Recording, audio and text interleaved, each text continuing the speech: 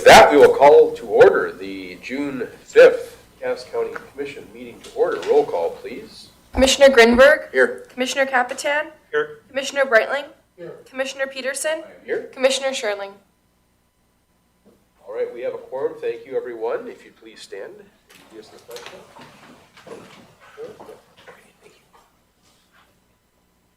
I pledge allegiance to the flag of the United States of America and to the republic for which it stands, one nation, under God, indivisible, with liberty and justice for all. Okay, thank you. Commissioners, you have before you previously prior meeting minutes. If so, if we had a chance to review, look for a motion to approve, amend, or discuss, please. So moved. Is there a second? Second. Moved and seconded that minutes be approved as presented. Any discussion on the motion? Any discussion? If not, all those in favor, please signify by saying aye. Aye. Those opposed, same sign. Motion passes. You have before you the order of the agenda. I do not believe we have any amendments to the order of the agenda. Therefore, the order you have before you is the order that is presented before you. That's what we're looking for approval of, please. So moved. Is there a second? Second. Move and second, the order of the agenda be approved as presented. Any discussion on the motion? Any discussion? If not, all those in favor, please signify by saying aye. Aye. Those opposed, same sign. Motion passes. You have before you the consent agenda. I presume we've had a chance to review the consent agenda. If so, I'd look for a motion to approve. Moved. Okay, is there a second, please? Move and second, that the consent agenda be approved as presented. Any discussion on the motion? Any discussion? Any discussion on the motion? If not, a roll call vote, please. Commissioner Capitan. Yes. Commissioner Peterson. Yes. Commissioner Grinberg. Aye. Commissioner Breitling. Yes. Consent agenda is approved. Thank you, everyone. Now is the time for public comment. If you are not on the agenda for any other reason, this is the time you would address the county commission. We do limit that a little bit, but not seeing anybody rush to the podium. I don't see anybody on virtual either. So, last chance if you're not on the agenda. All right. On to our regular agenda. Item 1, road right-of-way public hearing resolution. Mr. Stamnis. Welcome to your courthouse, sir.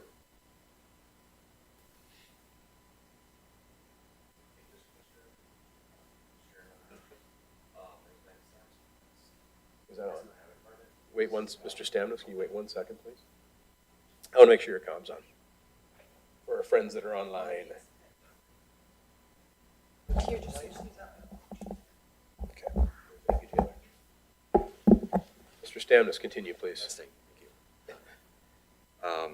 Thank you, Mr. Chair and other commissioners. My name is Matthew Stamnis. Work for the Cass County Highway Department as Assistant County Engineer, assigned to the Ethnic Diversion.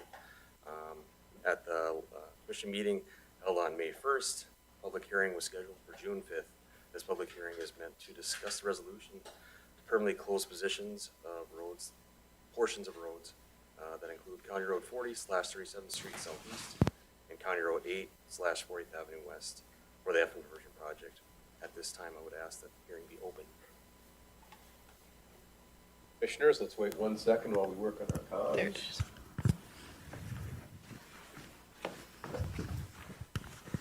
Good, Mr. Wilson. All right. Any questions for Mr. Stamnos, commissioners, before I open the hearing? Any questions? Last chance? No? Okay, at this time, I will open the public hearing. Anyone wishing to speak for or against or neutral to this up now is your time to speak. And again, I don't see anybody online either. Wait 1 more second. Don't see anybody scrambling. All right. And again, no one online, last call. With that, we'll close the public hearing. That was an easy public hearing. Mr. Stamnos, anything further to add on this item? Yes, at this time, I would request, ask that this motion be made. Commissioners, questions, discussion, or the motion? Commissioner Capitan. Thank you, Mr. Chairman. I move that the Cass County Board of Commissioners adopts Resolution 2023-07, grant written permission to permanently obstruct the portions of County Road 40/37th Street Southeast and County Road 8/40th Avenue West. Is there a second, please? Second. Moved and seconded. Any discussion on the motion? Any discussion? Any discussion? If not, a roll call vote, please. Commissioner Brightling, Yes. Commissioner Peterson, Yes. Commissioner Grinberg, Aye. Commissioner Capitan. Aye. Motion passes. Mr. Stamnis, anything else on this item? No, thank you very much. Okay, thank you for your time. Item 2 on our agenda, North Dakota Department of Transportation update, Mr. Benson. Not North Dakota State update, might be more fun than this, as much as I like roads. Thank you, Mr. Chair, Commissioners. I'm going to have Aaron Murrah come forward. So over the last probably 2-3 months, we've had some different discussions with commissioners on some different road discussions. As we've gotten through the winter season and flood season, I thought it was a great opportunity to introduce Aaron. He's our newest, new North Dakota DOT director for the Fargo District. Bob Walton, who'd been here for, I think, 20 plus years as the Wow. director, as a district engineer, retired back in March, and Aaron has taken over. Aaron previously had worked for a consultant firm when he assisted us in the 52nd Avenue roundabout on 117, so worked with him back then, and he's worked at NDSU for the DOT in their DOTC program, where he worked with students and doing different design work, and really excited about him taking on this new role. And again, wanted to give him an opportunity to give an update, introduce himself, and give an update on different DOT projects around the Cass County that have an impact on our county residents. Wonderful. Mr. Walton always gave us everything we wanted, so I presume that's going to continue? Perfect. Oh, yeah. Okay. Good Whatever to we know. can do to help. No, I'll try not to bore you here, but we do have a few different projects that are going on throughout the county. I guess we'll kind of start in the middle here and just kind of work our way around the perimeter. The first one is going to be starting right now, today, and moving forward. We've got an additional auxiliary lane that we're adding to I-94 between I-29 and 25th Street. That's going to have work zone traffic control impacts to both 29 and I-94. But when that's said and done, the additional lane coming over the tri-level, basically they won't merge into a single lane. It'll be 2 lanes that get carried all the way through and should help with traffic movements in that area. We also have some lift station improvements that are planned along I-94. There should be minimal impact to traffic in that area, some impact to University Avenue. As we move around the perimeter here, we also have a reconstruction on I-94. It's both directions, westbound and eastbound, west of town from basically Cheyenne, or County Road 17, out to what we call the Raymond Interchange. It's a short, it's 3.5 miles of interstate reconstruction. There's a structure out there near the diversion on the frontage road that is, that frontage road is being severed for the diversion and being turned over to the county. Before we turn that over, there's well, I shouldn't say before we turn it over, but one of the things we want to make sure that we get done is a bridge deck replacement on that structure. So that's happening this summer as well. And then also out in that same area west of town on I-94, there's the Maple River structure replacement. It's the westbound direction. Last year we did the eastbound, and this year we're replacing that westbound structure. We've been working on some bridge painting projects north of town on I-29. Those in Cass County are pretty well complete, and it's moved on into Trail County now. And then around County Road 20 or 40th Avenue North, we have some interchange lighting that we're working on. It's a high mass lighting. There's 10 high mass lights that are going in that location as well. As we move out further, obviously we have the diversion projects. We've got the grade raise south on I-29. We've got work starting north of town on I-29 happening this summer, and then that'll continue on to I-94 as well. So we have a lot of projects that are going on both northwest and south of town. North Dakota 18 from the interstate down to Highway 46 is getting a mill and overlay, so that'll be a much needed and welcome improvement there. And as you get out even further, out by Enderlin, there's some safety improvements planned there, additional turn lanes, and there's also a chip seal out in that area as well. I guess, are there any questions on any of those projects that we have planned for this year? Any questions? We also have one that was planned for this year that we slid out. Hopefully that'll go next year. That is high tension median cable guardrail on I-29 north of town. So it's an extension of where it stops now. It will just continue on to the north. And that's something that hopefully will be happening next year or the year after. So that's kind of the update that we have for the season. If there's any other questions, I'd be glad to. All right, any questions, commissioners? Okay. All right, thank you. Perfect, thank Nice you. meeting Thanks you. And for again, I expect the continuing funding of everything we ask. everything we ask. All right, continue. we'll do what we Just, can. just big shoes to fill. I haven't seen the list yet, so. Okay, well, Mr. Benson will get that for you. Sure. Mr. Wilson, please. Just a quick question. At a number of different venues over the last couple of months, there have been some questions about the high-tension median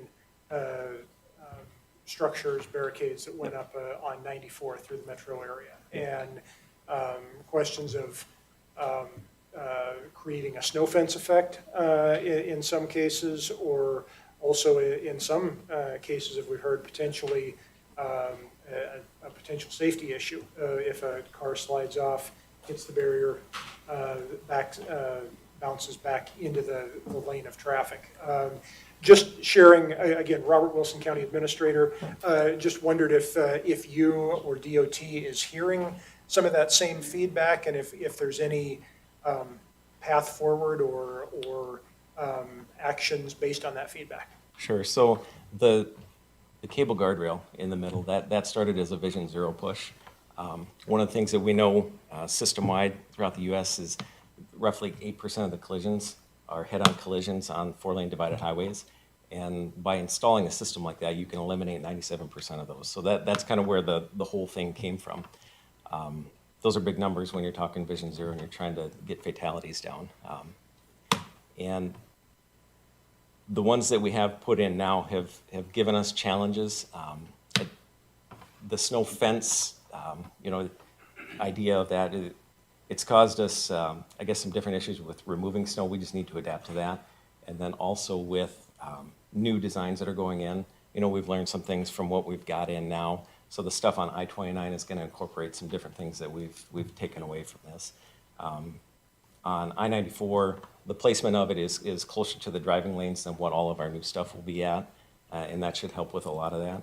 And then also, in addition, just the placement of it, where we put it so that we can actually pull that snow out of there. A lot of times we'll like to gang plow or at least hit it with a blade and then drag it all the way across. Some of the placements where we've got that now makes that difficult, and we won't obviously do that moving forward. We'll put it in positions that are easier for us to make that maneuver. And then as far as, I guess, addressing the snow that's in there, we just need to adjust our operation to do that better. This year was kind of a learning curve for us. I can tell you we've got hundreds of posts that have been hit, so it's definitely something that's worthwhile. People are going into it, and it's not just in the wintertime. It's not just nuisance type hits. There are definitely cases where it has stopped people from going across, and that's what we're shooting for. We want that Vision Zero, and it's working. We just need to adjust what it is that we're doing to make everything work together. Thank you very much. Any further questions, commissioners? Anything further, sir? No, sir. All right, nice meeting you. Yep. I look forward to working with you. Yeah, thanks for having me. Appreciate you. Mr. Benson, anything further to add? Okay, on to item 3, vehicle leasing, Sheriff's Office, Sheriff Johnner.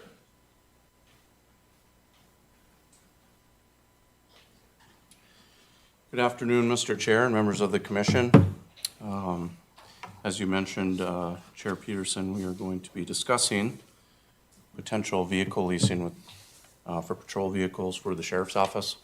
I'm assuming that everyone's had an opportunity at this point to look over my letter. As I mentioned, to say that this has kind of been a roller coaster, it has been. We've had several talks, obviously, as you're familiar with, but just to kind of bring everyone else up to speed on what we're talking about here. We've had a lot of challenges trying to obtain patrol vehicles for our staff. We had ordered 10 vehicles for this year, and we have not received them yet. We were told recently that 8 of our 10 vehicles that we ordered are possibly being built as we speak. We have not seen those yet, and 2 other ones that we're waiting for, we haven't heard on the on the date to receive those as well. We have several vehicles in our fleet that have a lot of miles. Some of the mileage on some of those vehicles are 146,000, 140,000. And as all of you guys are aware, we need vehicles to provide public safety to our community, to our citizens. This isn't a problem specific to Cass County government, Cass County Sheriff's Office. This is nationwide for law enforcement. A number of the entities that provide government-funded vehicles, police-rated vehicles, it's been hard to acquire them because I believe, or from my understanding, dealerships don't make money off of doing it. And so a lot of them are getting out of the business of doing it. So we find ourselves in a predicament where we're trying to obtain vehicles, and we currently have 2 deputies who do not have vehicles. And they're sharing vehicles with other deputies, which is fine. We always want to be adaptable, and we'll always do what we need to accomplish our mission. But those vehicles now are acquiring more miles as well because they're being used more often and being run a lot more hours. And so we've been trying to explore different options for quite some time here to see how we could obtain vehicles. And one of those options has been to look at potentially leasing vehicles with more specifically Enterprise. And they've got a government program where they lease vehicles to law enforcement and governmental agencies. And they are able to get vehicles easier than we are. So why am I talking about this now when our budget doesn't come due until January is that in June, we need to place the order for vehicles for next year already. And there's a very short window. I have Josh here from Enterprise Vehicle Rental, who we've been working with. And he's here to answer some questions for us as well. But in June is when the vehicles for next year need to be ordered. And if we miss that order or that opportunity, there could be a potential that we find ourselves in the same predicament next year. We don't know.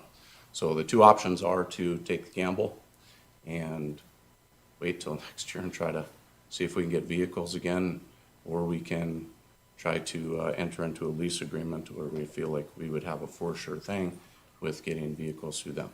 Now, obviously that comes with a little extra price than what we're paying now as we purchase these vehicles outright. And I know Brandy has some of those numbers if other commissioners have questions on that. I know Chair Peterson, you've been involved in a lot of the conversations, so you're familiar with majority of the information. So I guess at this point, I would just open it up for questions and see what you guys are thinking and what your ideas.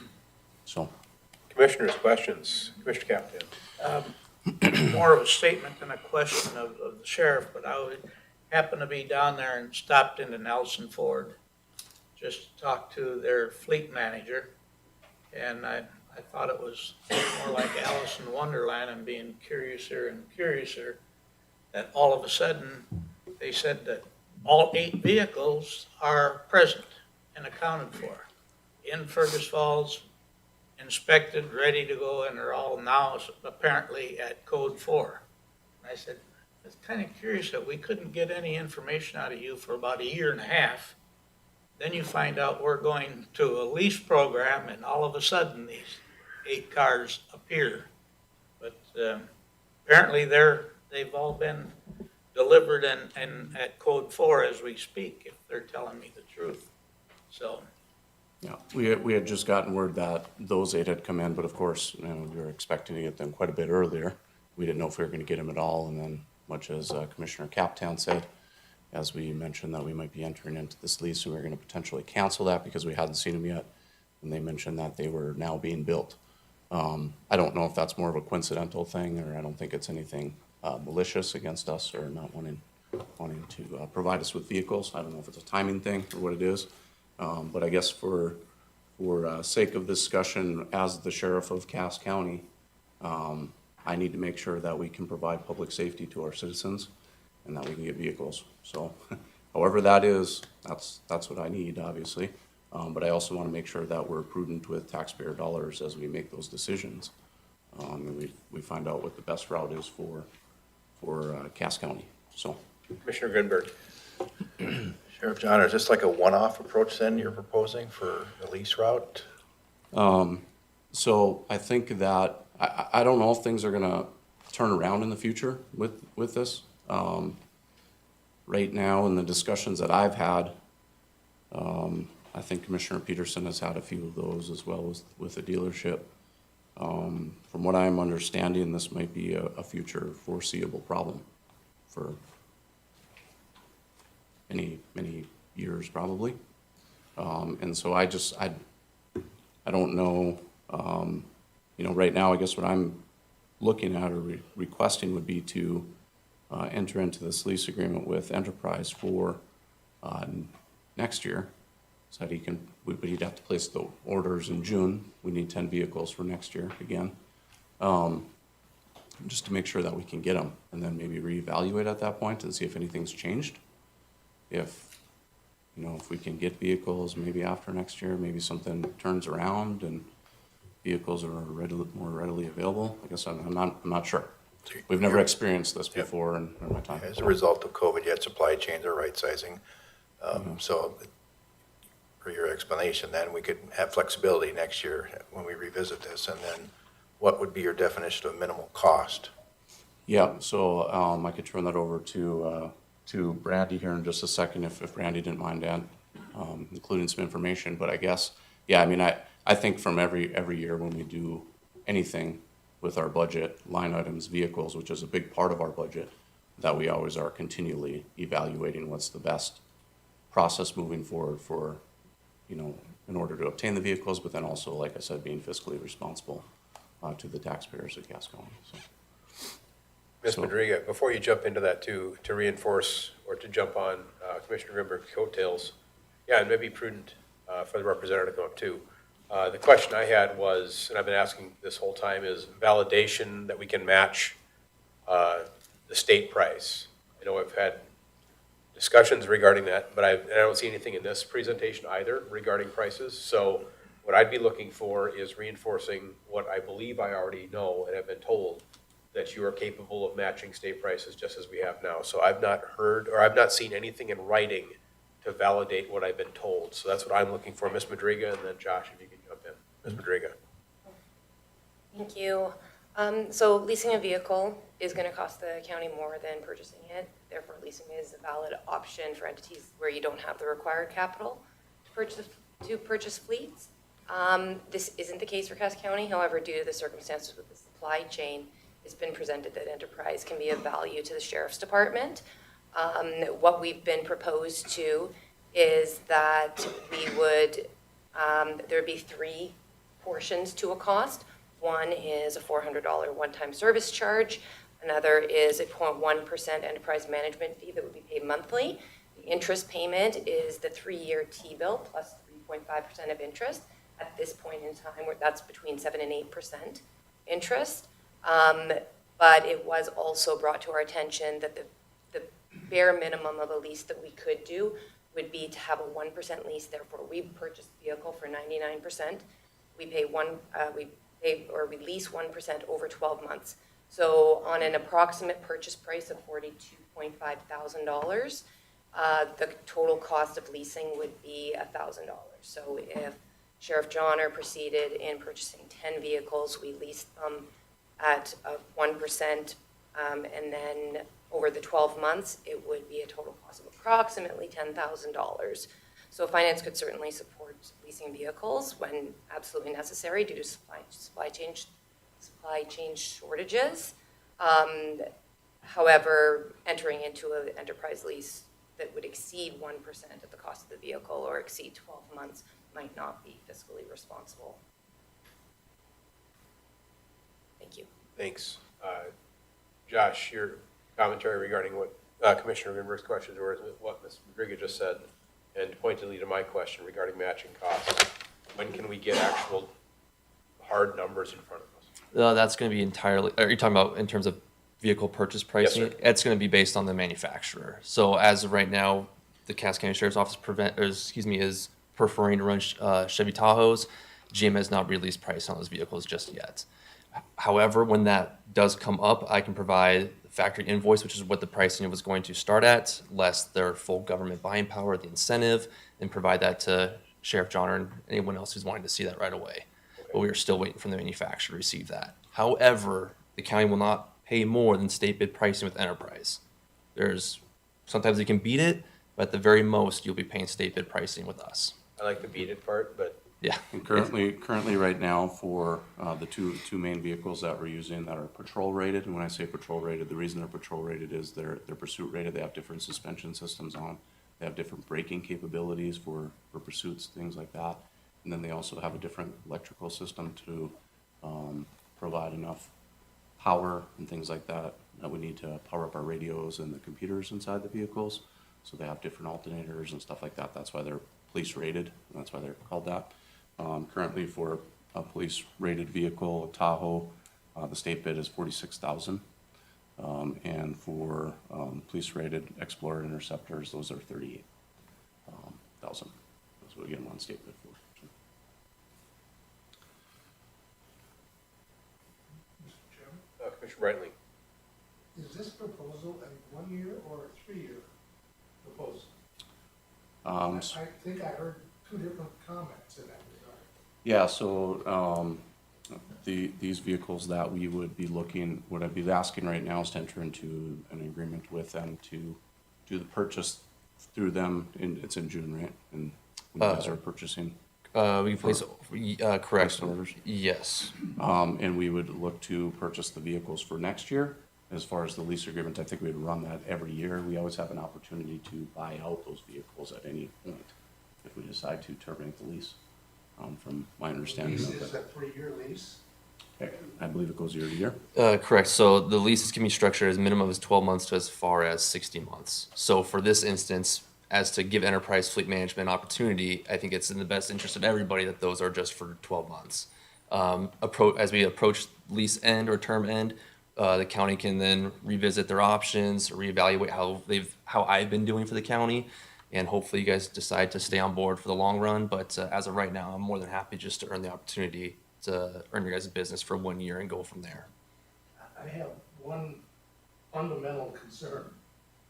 And this is really a matter that should be in the 2024 budget. And it's not. And I'm reluctant to try to approve pre-budget expenditures.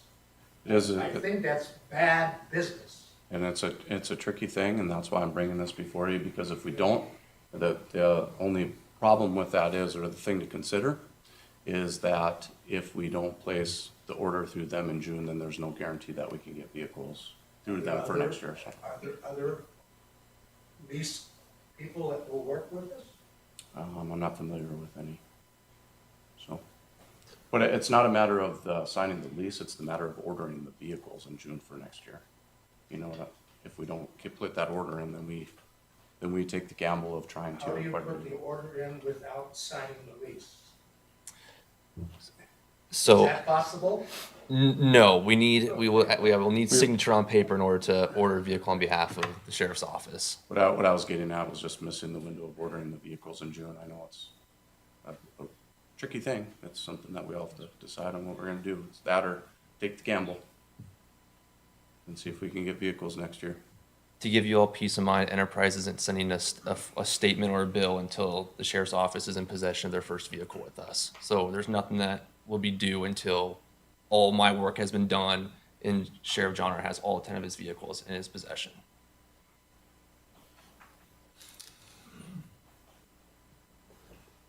So as my commission ponders additional questions, I appreciate Commissioner Brightling, what you suggested. Sheriff John and I actually talked about this prior to this coming to the agenda, and I wanted us as a team to have this choice rather than just foregoing it and saying we can't commit to this because it is a budget impact. I do think we need vehicles, whether 10 is the right number as opposed to 8. I think it's not 1, so it's bigger than a bread box, if you will. I'm still stuck on the fact I don't have a price, and that's what I would need to support this. So in spirit, I wish we didn't have to do this. I wish it was August or July or October, or even better, December. That's not an option we have before us. So our choice is whether we want to order vehicles and assure that we have a number of vehicles in place next year, or we stand in the position that we are, well, I would back up 6 months, 6 months ago, where we don't know that we have any vehicles at all.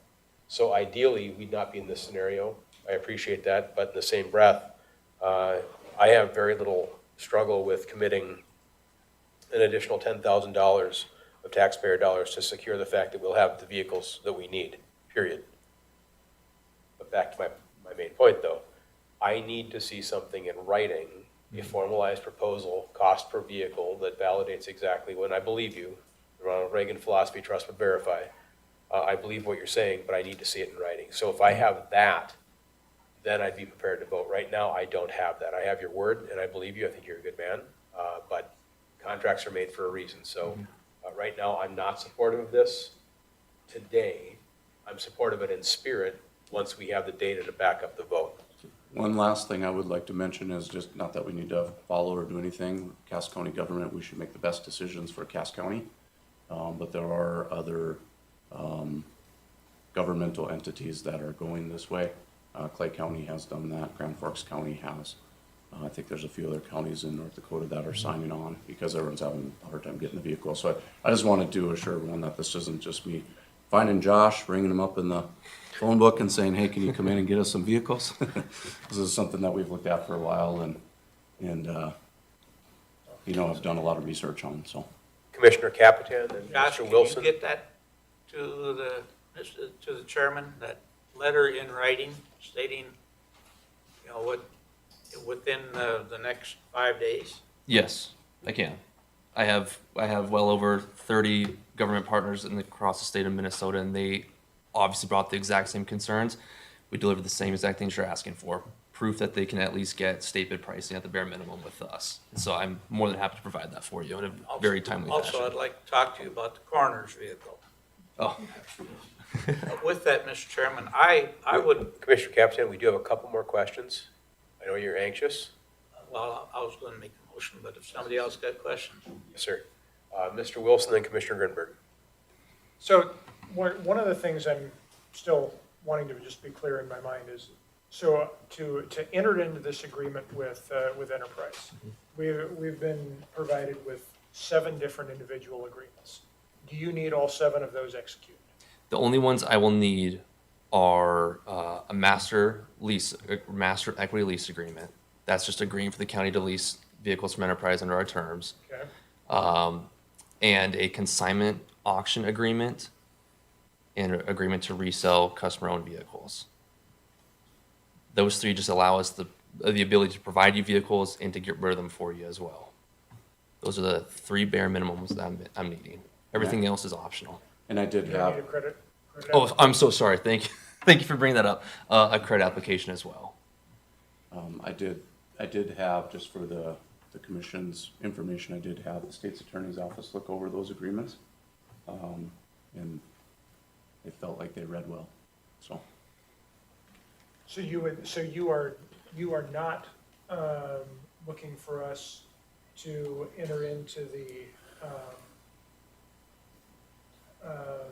equity addendum to the, we don't need to enter into the addendum to the master equity lease agreement? That would be included under, I'm sorry, that addendum form would be alongside the master equity lease agreement. That addendum is the exact same that I've provided to other counties in the state that was proven satisfactory to them. And on the, in line with the presentation that we, conversation that we had with you a couple of weeks ago, there was a maintenance agreement.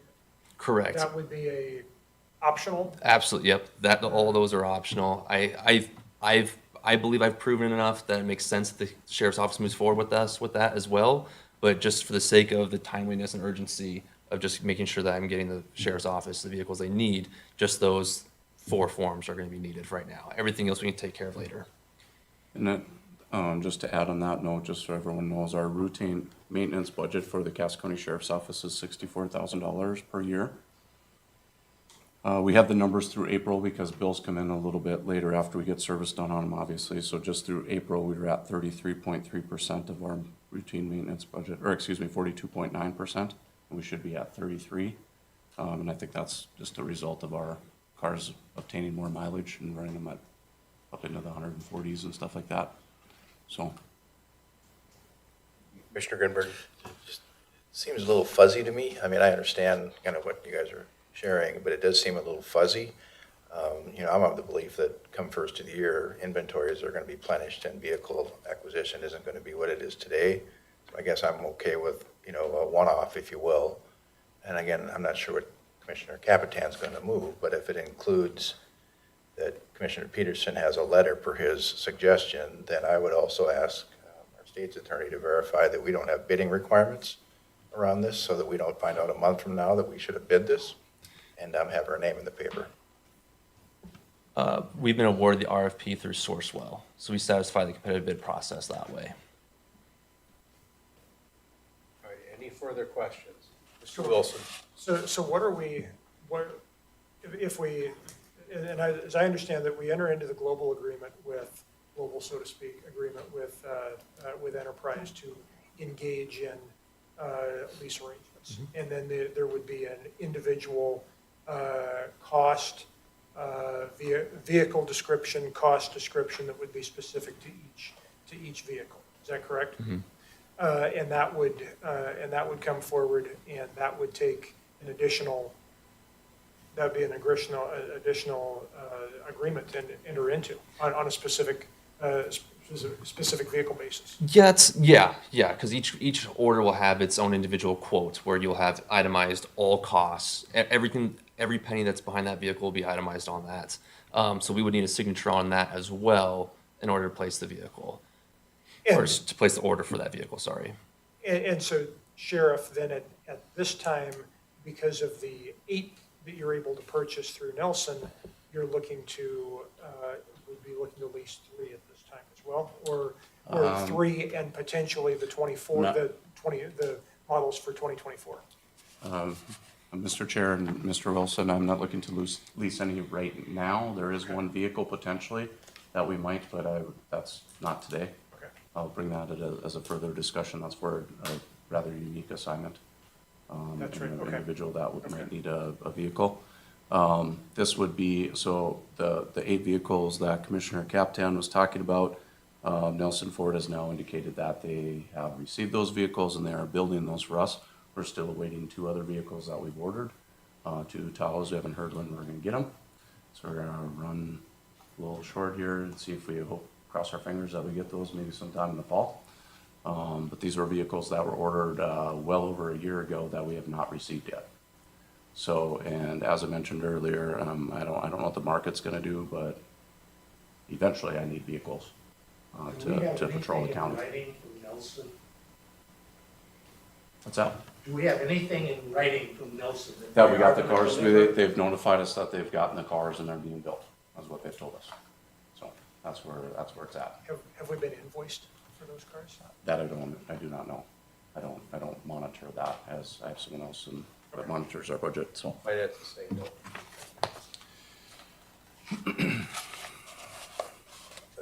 Ms. Pedriga, please. Thank you, Mr. Chair, members of the board. I just wanted to go back to the consignment agreement and the agreement to sell customer vehicles, because Cass County does sell their own vehicles through the public auction, and it was my understanding that those would be 2 areas that we would have the choice on whether or not we felt it was necessary to go through a third party for sales. 'Cause it's my understanding that that we've been very successful with the surplus auction. Yeah, we have been. So. Further discussion or questions? Commissioner Capitan? Thank you, Mr. Chairman. I move to allow Cass County Sheriff's Office to enter into a contract with Enterprise to provide 2024 vehicle request and provide the commission chair a letter within 5 days of his request. Is there a second, please? I'll second it. Moved and seconded. Any discussion on the motion? Any discussion? While I appreciate the commentary, Commissioner Capitan, I'm going to vote no on this. We do have one more meeting, and I'd be happy to vote yes at with those documents in hand and validation from not only my sheriff, but my finance director too. So again, in spirit, I'm with you. I appreciate what we're trying to do, and I want you to accomplish the mission, but I'm hesitant at this stage right now. Discussion, Commissioner Grinberg. I'd further amend that we table this. There's no sense going through the motions, in my opinion. Maybe, I'm just one vote though. I would say I would move to table this for 2 weeks. further amend the motion. Is there a second? Second. Moved and seconded. Tabling is not up for discussion. The motion has been tabled. I think you've gotten pretty good instructions as to what we probably need. If you have any questions, contact, yes, contact Mr. Wilson, and then he can direct correspondence to Mr. Driga and myself. Thank you. Thank you. Anything further on this subject, Mr. Wilson? I would just look for, in the briefing material that comes forward, a description of each of the individual agreements that the county is being asked to enter into, because we received a pack of agreements. And it was, and we did correspond with the state's attorney's office, and they were very helpful in reviewing them and making sure that they were in order. But in order for us to share with you the specific purpose of each agreement that we're entering into, it would be nice to have a little more definition on each one of those. Wonderful. I shouldn't be so presumptuous. We do have a motion to table. We didn't take a vote. All those in favor of the motion to table signify by saying aye. Aye. Those opposed, same sign. Motion passes. It is tabled. We shall move on to item 4, convene the Board of Tax Equalization. I almost didn't vote on that. Mr. Fracazzi, All right. proceeding on to your item now that I've caught up with myself on how to run a meeting.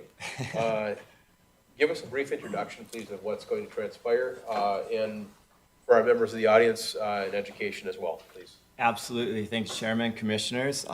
Today, we're going to hear the tax equalization meeting, and what we will do is present all the valuations in all the cities and townships throughout Cass County, and we're going to also hear any, open the floor for any appeals for anybody that has discussions or questions about their valuation. And there's a lot of information we have to go over today. I'm going to start with the annual report, kind of summarizing where we're at. And then we'll get into that appeal section of it. And then after it's all done, we're hoping to, today is just going to be a hearing, I should say, for any of the appeals. And the final recommendations will be heard at the upcoming meeting. So we're just looking to hear any appeals today, put them into a pending status, allowing our staff to work with the Fargo and West Fargo office to put those recommendations together. And then we'll look to approve all other valuations. So starting with that, let me get this bumped down here. Oop. There. Calvin gave me control there, I think. Oops. That's not moving for me.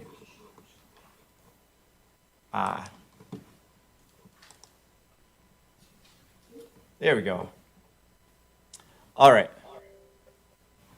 I suppose I got to mute myself too. Okay, so overall, the valuations that we're presenting today for 2023 is culmination of what happened in 2022. So we're looking at the market activity throughout all last year. It's always kind of interesting sitting here in June. We're already halfway through this year discussing what happened last year. But we study all the sales from 2022 to put our values into place. After we reviewed the market activity, our total taxable value as a county is $1,269,000,000. So what that means, the value of the mill is going to be about $1,269,000 per mill. That's still up for adjustments. We do not receive central assessments from the state till later in July.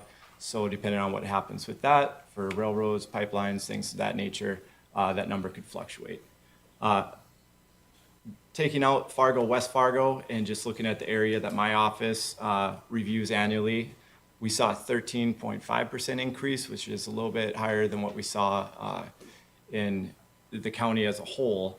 And a lot of that's just due to the growth in Horace. So we're at about, of that we'll just say 1.27 billion, we make up about, the rural areas make up about 212 million of that. Going a little further into the report, the average or the median selling price of a house went from 290,000 last year, 2021, to 320,000 in 2022. So we saw an increase about 10%, and it was just a roller coaster of a year. We saw two different things happen. I mean, it's hard to even think back, but early 2022, we were still seeing extremely low rates. They creeped up very quickly, and we hovered around that 6-7% for well over half the year. I think it hit 7% was the high that was kind of hovering around in October or so. So interesting analysis that we saw in the rural area, obviously consumer buying power took a huge hit with these raising interest rates.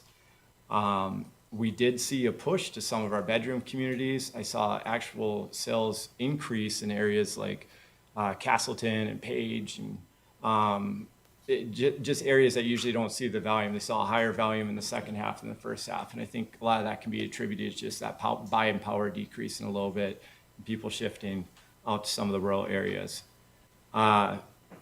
Switching gears from residential side, industrial markets just been blowing up. It's the land rates out there have been increasing extremely year over year.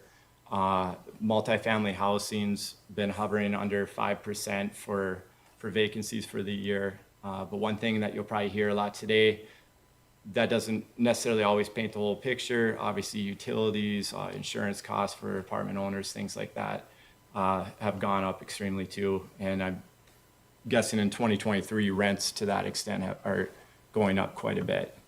On the egg side of things, we saw egg land increase 9.5%. Again, egg land isn't valued at market rate here. It's a product of annual returns of all the different crops, and it's capitalized. So we actually value the median egg price is $1,300 or $1,350. So that's the average price per acre. And then again, everything we get into throughout the report is based through the review our office does annually. We complete reappraisal works. We break the county off into different districts and try to get out to every property, about every 6 years or so, and just kind of do some door-to-door visits when we can, update the information so we can just calibrate it and model it in our system. So some of the other things included on here, building permit valuations. I really find this interesting. If you just look at the 2021, 2022, these are the permits I handle, not Fargo, West Fargo. Huge increase in residential permits. We did see it dip down about 4% this year, but on the other side, you're seeing that increase on the commercial, and that relates a lot to the industrial growth that we're seeing, metal buildings, shop condos, things of that nature that are popping up. Sales ratio, when we put all our sales together, both on residential side and on the commercial side, the state asks us to be within a 90 to 100% tolerance. And looking at our statistics, these are the measurements after I do all my analysis. I submit abstracts to the state, and it replicates our sales ratio. So these are the numbers that they'll be seeing and viewing to make sure we're within tolerance. And we're looking very good from a ratio standpoint, both on a state metric and on an international level, what we look for. I've included some of the information and guidelines that we just use to measure ourselves to make sure that sales ratio number, there's a lot more to it on the statistical side than just that number. Going through some of the other information, this is all going to be out there for the public to see. It's just report I like to put together so everybody can see our body of work and where we're landing at. So a lot of charts to go through. I won't dive into too much of this. We have a general mill comparison by county, and just to walk you through this, we took what's the average or the median selling price in Cass County and compared it to all the other top 10 counties by population, just kind of see where your taxes would be if you had that value house. So that's what that chart shows. And then we also have information about the board as well as exemptions and whatnot. But before we get into the next phase of this, I would really like to thank my staff I have. They're the boots on the ground meeting with the people and just kind of putting all this information together for me, kind of do all the fun work on the back end, getting the number crunching together. And they're an awesome staff, and I'm so lucky to have them here and the work they do. And I got to thank Catlin. He put this nice picture of us all together. So how could you ever be mad at us, right? No. Oh, wait, half an hour. Yeah, exactly. So, but with that, what I'm going to do at this point is we'll start with the equalization of cities. Well, actually, first, before I get into that, are there any questions to the board regarding the annual report that you'd like me to answer? Any questions for Mr. Frakazi? Any questions? Okay. Continue, please. So at this point, we'll start with the equalization of cities, and then we'll move to the equalization of townships. So I'll be moving back to my spot down there so we can open it up for anybody that's here to appeal. We'll start with the city of Fargo, then we'll go to West Fargo, and then we'll move to all other rural cities. After that, we'll open it up for the townships, for any township appeals. Before I work back there, between the agenda deadline and when we have this meeting, there's always still going to be appeals rolling in, trying to figure out the best way to organize that. So I'm actually going to hand you guys print offs. We did have quite a few that came in today, and I do have it on my end. There wasn't a way to get it into the agenda on time. So I'll hand this out and make sure we go over it all. All right, let's formally open the Board of Equalization right now. Yep, that'd be great. We are open. Thank you. For those of us that are hard of hearing, would it be possible to briefly summarize what's expected from people that are appealing their valuation? Sure. Mr. Frakazi, please. Yep. So if you're appealing your valuation today, I'll try to talk so you can hear me and the mic can hear me as well. If you're appealing your valuation today, what we're going to do is if you have any information available, if we usually ask that you submit it ahead of time, but if you haven't, that's fine. We'll just work with you, get your name, information down. I do have staff available back there that will get your address, phone number, email, so we can meet with you one-on-one. Depending on the city or location, we'll meet with Fargo or West Fargo if it's in one of their jurisdictions. Try to get the property record cards and information available on that property. We'll look at some of the sales information, dissect that, and meet with you one-on-one and walk through your property and just try to tie all the pieces together and see where it needs to land based on what the market's telling us. Does that help? It does. Okay, thanks. All right. So I will unshare. Oops. Commissioner Brightling. Kazi, Yes. if an applicant or one whose appeal is filed information, is there any need for them to support that today? We open it up, we do open it up for them to kind of go through it if they wish. They do not need to, because we do have that information already, but sometimes it helps to provide a little context to what's in that paperwork, just so we can hear at the board. So we do open it up for anybody that wants to, that even if they've already submitted information, to go ahead and kind of give a little background on that. They have the option to, but do not need to be compelled to be available to us. Just want to make sure they have a chance to have an open mic if they so choose. Yep. All right.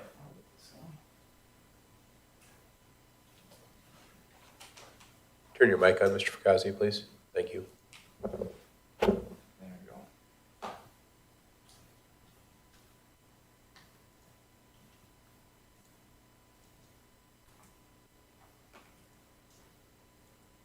So just take 1 minute. I got bumped out of the meeting when my computer locked up.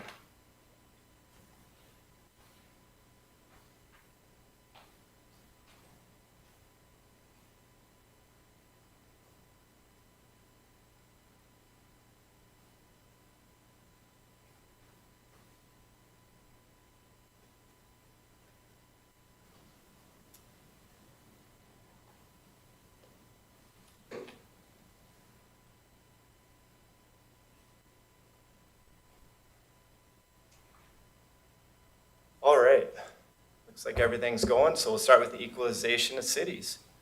Presented in front of you today are the valuations for all the cities, broken down line item by line item. And I'll get to the appeal portion of that, and we'll start with this. So we will begin with the people that have already contacted us ahead of time. The first appeal on the list is Amazon.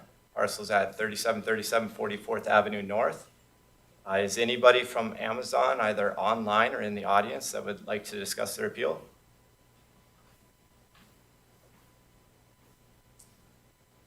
Not hearing anything. Are there any questions from the board at this time regarding Amazon? I do have members from Fargo and West Fargo available if you do have any questions. Mr. Frakazi, my understanding is a similar argument they made last year or the year before, whenever it was. This year, they're specifically arguing the land valuation. So based off the email that was submitted, they're recommending about, I believe, $1 a square foot around there for the land. Okay, so that's why I'm asking the question. I misinterpreted that. No, it is different this year. I have reached out though to Mr. Polianski and asked for some additional information. I have not heard back yet. So. And it was last year I'm thinking of, correct? That is correct. All my years are running together. Okay. Commissioners, any questions on Amazon's request? And there is no one online either, Mr. Frakazi, so. Okay. Commissioners, any questions? And I'd like to go city by city. Yep. In lieu of. Oh, sure. No problem. Okay, moving on to the next one. Mr. Patrick Vesey. Frakazi, just one more chance. Any questions on Amazon, Commissioners? If not, we'll proceed. Okay, thank you, sir. Keep going. Okay, the next 18 properties being appealed are by Patrick Vesey. And we have begun a little bit of work on this, had some email dialogue. I do not expect him here today based off our conversation. But we have gone out and viewed a few of the properties. So just kind of all the initial work's getting started up. A lot to go over, obviously, with this review, but he's just kind of give some context where he's coming from. He just is looking to have the valuations move back to 2022. Just to verify, Mr. Vesey, you're neither here nor online. I'm here. Oh, are you? There you are, sir. Oh, I didn't see you. Yeah, but I have no need to. Oh, okay. Just present, and we are working back and forth. So. Yep. Did that summarize everything all right, or? Yeah. Okay. You did great. We're working through it. Okay, Commissioners, Mr. Frakazi, anything further on Mr. Vesey's properties? No. Or he's representing properties, I guess. Yep. Okay. You are working with Goldmark on looking at all the properties that are in question? We've worked with the city of Fargo and Mr. Vesey to review some of the ones that haven't been looked at in some time. We actually went through quite a few properties on Friday. He was met us out at all of them and kind of gave us some great information and conversation that we had to. And just for some clarification, it's not Goldmark, these are just personal investments, these aren't Goldmark. Oh, apologize. Okay. I'll get that corrected on there. Commissioners, any questions on these properties?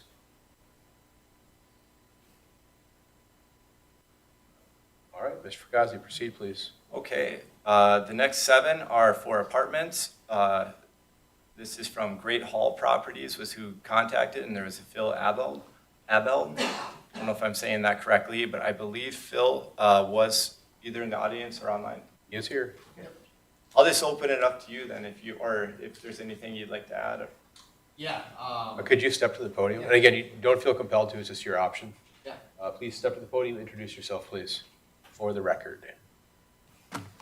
Yeah, Phil Ablin, Director of Asset Optimization at Great Hall Properties and Collective, formerly known as Alliance Management Group. And so Paul and I have been working together, and we reviewed the 38 properties that we have. These are multifamily or apartment buildings. And we had 7 properties that we were looking at the value, and I kind of sent the spreadsheet. I don't think we need to go through it today, but okay. I thought we could. I just want to introduce myself. Oh, sure. And then have an opportunity to explain why we felt the value was maybe different than our proposed value. So we went through a couple different considerations as we looked at the value of our properties. One was the most current property appraisal, if we had to refinance any of the debt service on our properties. We use that as a benchmark. And then we also looked at kind of the performance of those assets. With the rising interest rate that we're in, we felt like our cap rates were higher, and so that reduced, we felt like, some of the value of our assets. So, and then, the 7 properties that we had in question, they're all built like in the 1970s, 1980s. And they're we felt like the value of those haven't increased as much as some of the newer properties built post-2000, because it doesn't have some of the same amenities like in-washer dryer unit, dog washing station, some of the things that are more amenable to some of the newer properties. So, and then the other thing, with the hyperinflationary environment that we're in, our expenses have increased dramatically at our properties. We've hit with insurance premiums of 10 to 20% at a lot of our properties. Our snow removal has increased dramatically, and our bad debt has also been quite a bit higher than what we've incurred in the past. So again, we had 38 properties, and 7 of them that really kind of stood out that we wanted to attest. So I won't go into the details, but they're all listed up there, so. Just for the record, I appreciate the openness. You've given us quite a bit of data. And a lot of the times what will happen is we'll have appellants that will come and say, well, just because. I think you've given us some pretty good numbers, which, again, I just want to thank you, because I know it takes effort to put forward this kind of data. So thanks for that. You're welcome. Are you open for questions, sir? Yes. Any questions for our owner? Commissioners? All right, anything further to add, sir? No, thank you for your time. I appreciate it. Okay, thank you. Mr. Fracaz, anything further on this item? Yeah, and Phil did present something that summarizes what he was saying for me today really well. Just didn't have time to get it in the agenda, but we do have it in the kind of pending file, so I'll make sure to get it over to Taylor. Okay, thank you. Next item, Mr. Fracaz. All right, next on the list is Love's Truck Stop, and I do believe we have Alex Summers, or a member from Grant Thornton, that might be online to discuss this. Yeah, hi. My name is Jerry Amoroso. Mr. Summers isn't available, so appreciate your time here today. And I'll make it short. This is a little out of the ordinary for a normal property tax hearing, so I'll keep it short for you folks. But I'd like to share my screen real quick since I'm remote, if you'll humor me. So if you can see that, I hope, somewhere. We are waiting patiently. So this is it up there yet? I'm sorry, I didn't hear you. Okay, wonderful. Okay, thank you. So just, again, I'm not as familiar with the process as maybe I should be in North Dakota, so we did appear at the city, and we did not receive any reduction there, so we're with you folks. The property is located at 3220 39th Street in Fargo. The Love's property you could see here from the value, it was increased 30% from 2022.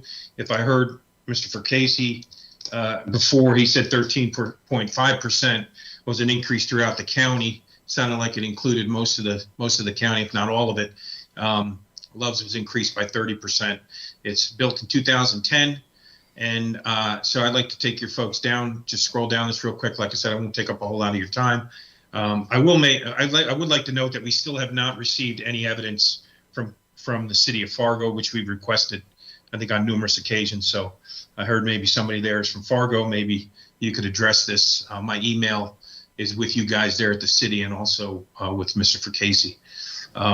Anyway, we ran a simple cost approach on this property, and came up with a value of about $4.3 million. And then I'd like to just make a note that there's a Stay Mart located at 12th Avenue in North Fargo, which we were told was a comparable that was leaned on pretty heavily, I believe, for this property. But if you look over here, if you break it down and kind of segregate the values based on what Love's has for value, you'll see that it really equates to the Love's property to a value of about $6 million, as opposed to the $7.5 million that the county has on it. That's kind of extrapolating the land and the improvements. So that's, again, I won't go into too much detail. I appreciate your time. We just wanted to get on the docket and have you fine folks listen to our story. Thank you. Thank you, sir. Are you open for questions? Anytime. Wonderful. Any questions for our owner, Commissioner Capitan? I have a question on 2022, let's see, building, the garage building value is 138. In 2023, went up to 376. Was there some improvements there, or what happened?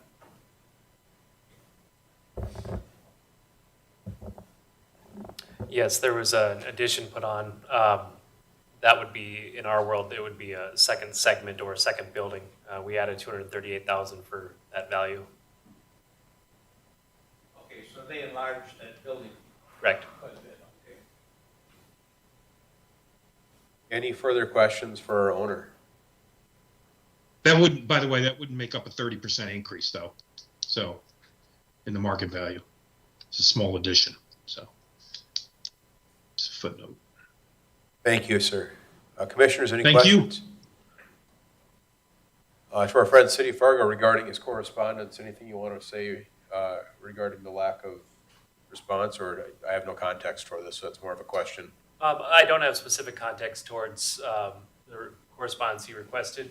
We did have our write-up presented at our City Board of Equalization, and then we sent him the results of that after our board with what happened there. Okay, Mr. Chairman, that would have been mid-April. Yes. Thank Any you. specific correspondence that was requested, unfortunately, I'm not aware of it. It could be that I just wasn't made aware of it. Okay. But it's just pretty customary to request evidence when you have an appeal and then receive it. So we'll make another request. Appreciate your time. Okay, thank you, sir. Commissioners, any questions, any further questions on this item?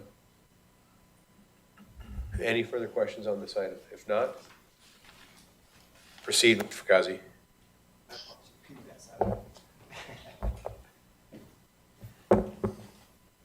All right. Next on the appeal is Nathan Dunnell at 3726 15th Street South. Nathan reached out to me, already went through the property, just beginning the part of the review phase. So now I do not expect him here today based off our conversation. Any questions on this, commissioners? Any questions on this item? Mr. Fugazi, anything further to add? Nope. Okay, let's go next. All right. Paul and Amber Planbeck at 6249 14th Street South. This is one I still need to begin the review on. I guess I'm not sure. They may be in the audience today. Are the Planbecks here? Either or both? Or online? I don't see anyone online either.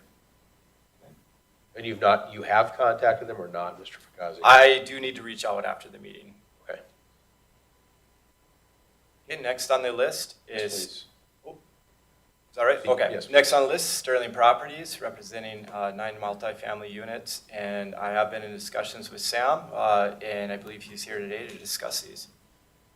Nothing at this time, just. Oh, okay. Appreciate it. Thank you. Outstanding.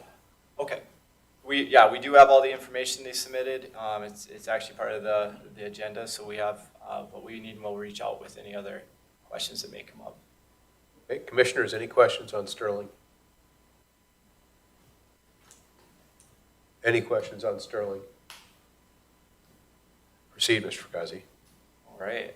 So now I gotta bounce down quite a few pages here.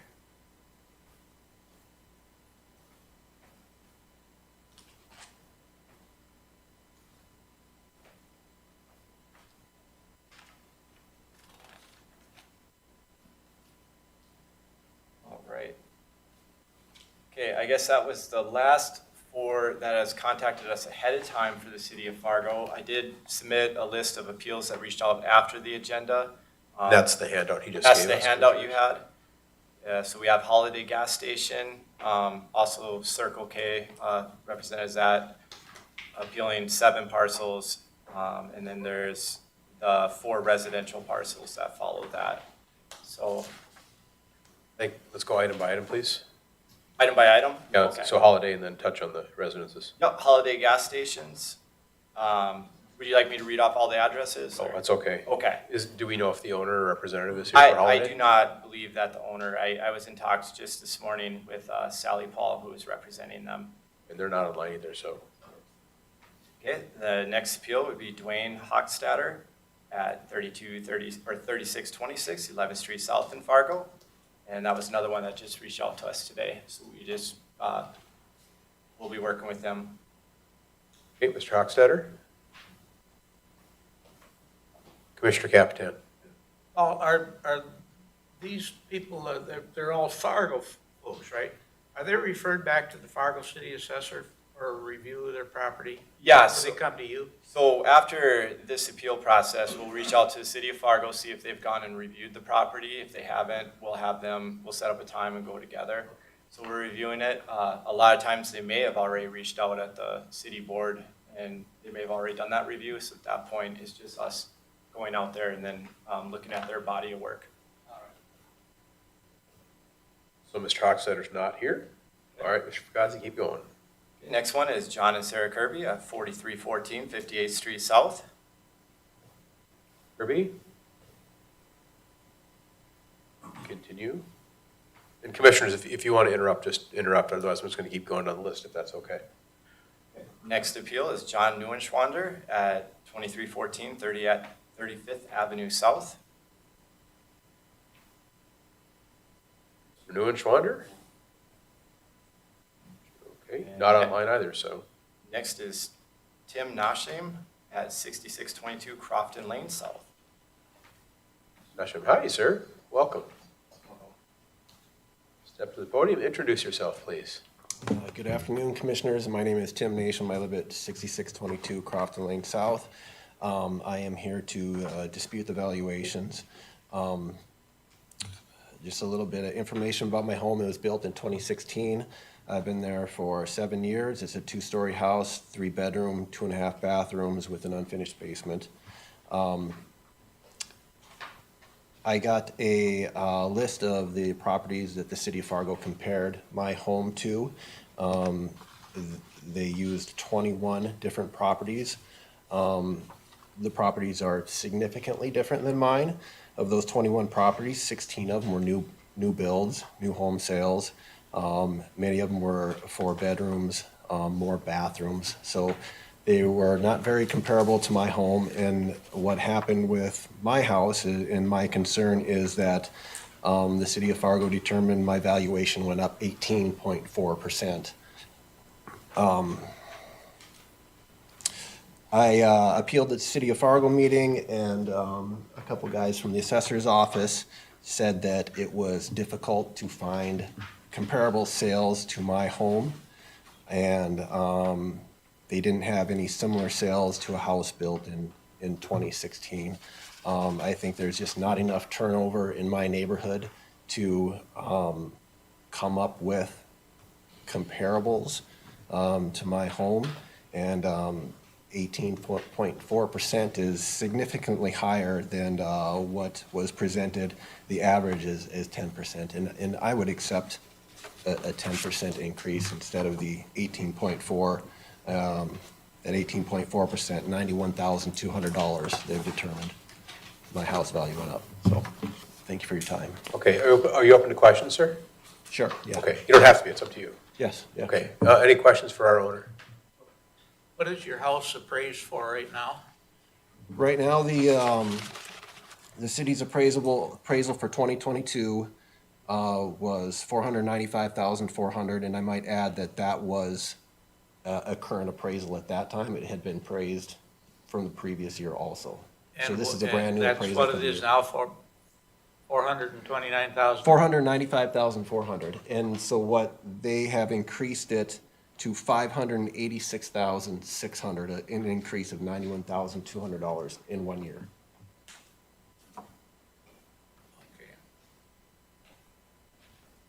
And you brought this to the Fargo City Assessor's attention? Yes, I did. And they haven't been out to review it at all with you? No. Okay. Any further questions for our owner? Curious, Mr. Chair. Commissioner Nashville, Griffin, when was the please. last time the city assessed or adjusted your valuation? So it was, previous to this one, it was a year before. Okay. So yeah, it's just, this is a 1 year increase of 18.4%. my prior role, Mr. Chair, there have been times where there's been 5, 6 years before there's been an adjustment, and I was clarifying if this was. So I pulled up the records too. So in 2009, since 2019, it was 471.8. 2020, 471.8. 221 was 271.8. Then it had a jump in 22 to the 95. And then again, I don't have the current appraisal, but yeah, we had 3. This is one of those scenarios that it's stagnant for 3 years. So unfortunately, This is an increase from 2022. So 2021 at 471,800, 2022 495,400. There's an increase there, and then 2023 is 586,600. So it was not stagnant. well, for 3 years it was. 19, 20, and 21, it was 471,800. According to, I don't think this is wrong, but. Okay, but they're required to have values within a certain 10%. percentage. Correct. And if that is correct in 2021, they're within that certain percentage. Yep, understood. Okay. Any further questions for our owner? The old proverbial question is, would you sell it for 500 and sell whatever they have it appraised for? I don't think I could. When this came up, what initially got me interested is there was a house down the street from mine that was brand new, more bedrooms, more bathrooms, similar lot. And it sold for, I believe, $550,000. So less than what they've appraised yours for. Yes. Okay. All right, any further questions for our owner? Wonderful, thank you for being here. Appreciate your time. And Tim, if it's all right, could I have you, I don't know if I have your number, I want to make sure I have it right. I have my staff in that meeting room back there. Or if you have a card, that's great too. And I'll reach out to you. Yep.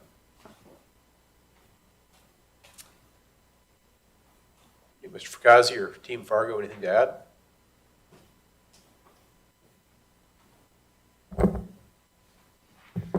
Good afternoon, Commission.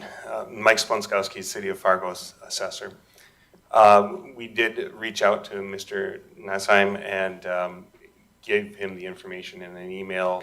As he indicated, we did have 21 sales of what we consider to be apples type of comparison on this type of property. What is going on with his is that he's got over 3,000 square feet of livable, square footage in his house.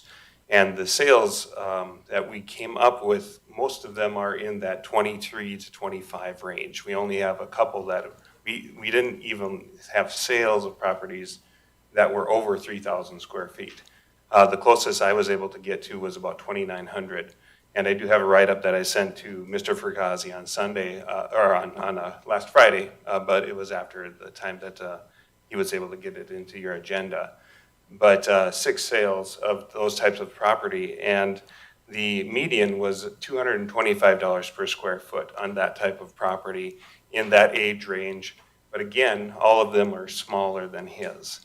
That being said, with the median sales price being $225 a square foot, and he has no finished basement, and we're obviously adjusting for that, and then adjusting for the square footage difference, we have him valued at $187 per square foot.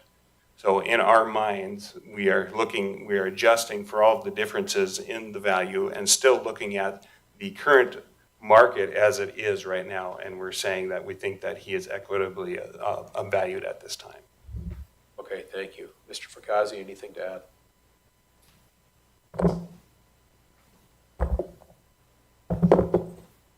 Just since the write-up did come up, I just thought I'd just show it so the commission can see it, since it did come in after the review. So this would be the property that we're discussing.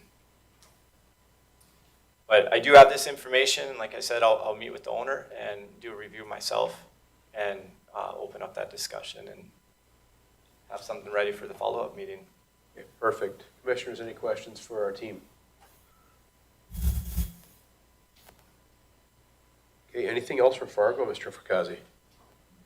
That is all we have for people that had contacted us. So at this time, I'd open it up for anybody else in the audience or online from the City of Fargo who wishes to appeal. Anyone here who's not, yes, sir, welcome. You come to the podium, introduce yourself, please. And let us know your address too, so Mr. Fracassi has, and we have an understanding of where you're from. I think you'll find this address fairly familiar. Okay? Okay, my name's Dale Faust, and the residence in consideration is 3020 Hickory Street North. Well, that house is a dump, I tell you what. It is. So my dad drew it, my dad built it, and I lived there. So, yeah, I think I know what you're talking about. And you put a garage addition on too. Maybe not you, but Well, your predecessor. A small garage addition. Yeah, No, we geez, bought my it. dad should have done, anyway. Nobody's owned it since you guys left but me. Okay, well, there you, all right, I'll just shut up here because I know your house. We did add a 12 by 12 tandem stall in the back of the garage. Okay. So, and there have been some updates done since you guys left 35 years ago. This is crazy. All right. Okay, so I have felt for a few years that my valuation was not accurate.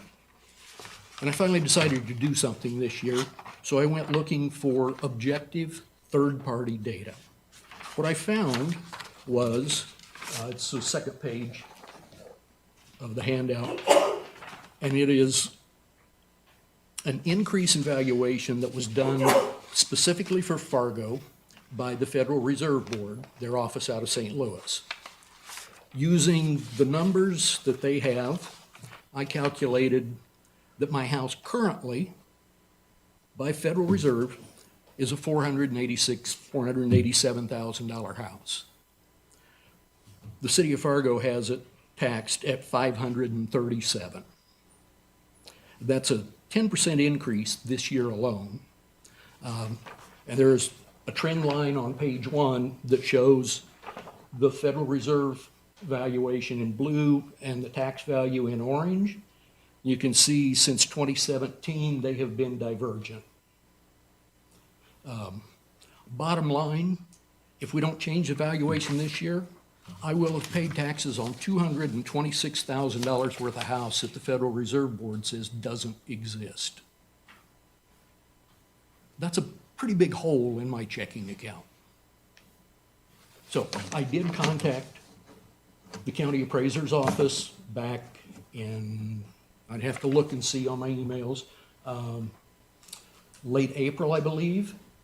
I had Jason Wark from the Fargo assessor's office come out and inspect the facility prior to the Fargo equalization hearing. So, questions? Any questions for our owner? And did the Fargo City Assessor's Office come out and take a look, another look at it? He did. He was out in April and looked at it. He provided some comparables. They're marginally comparable. Some of them are in South Fargo. Some of them were built in 1963. Some of them are McMansions, if you'll excuse the phrase. I didn't see anything that I felt was a comparable sale. But nothing, no adjustments made by them, that office? They offered me a $20,000, a $19,000 decrease in valuation that I declined. That you declined? That I declined. Okay. Mr. Grinberg, you look troubled by that. No, I was just trying to think of why you would decline it, Jay, but let's start somewhere. Because I have good objective data that says it's $50,000 over value. I don't know. Now, the Federal Reserve Board, did they send somebody up to take a look at your house? No, sir, they did not. These are median values. Any further questions for our owner? I know that contractor, he used gold nails. Well, I was gonna say, the house to me is worth $1 million, so I'm probably the wrong guy to vote on this. Sold. Yeah, so they, just side note, no one probably cares, but I'm gonna share it anyway. So the city of Fargo leaders at the time never thought anyone would live in that area, so my dad had to go to the city commission to have them put a class 5 road in, and they just came through with a load of gravel because my dad couldn't get to his house because they said back in the day that no one is ever gonna live behind Longfellow School. It's a waste of money, it's a cornfield. Crazy, crazy, crazy. All right, sir. Anything further? I have nothing further. Okay, thank you, Any sir. other questions? Any more questions for owners? If not, And you gave all your name and address and stuff? They have it. Okay. Yep, and I do have an email thread from you. I do remember that. So I think I have your contact information. You should. Yep. Okay. very wonderful. Mr. Fracassi, Thank anything you. further to add, or City of Fargo?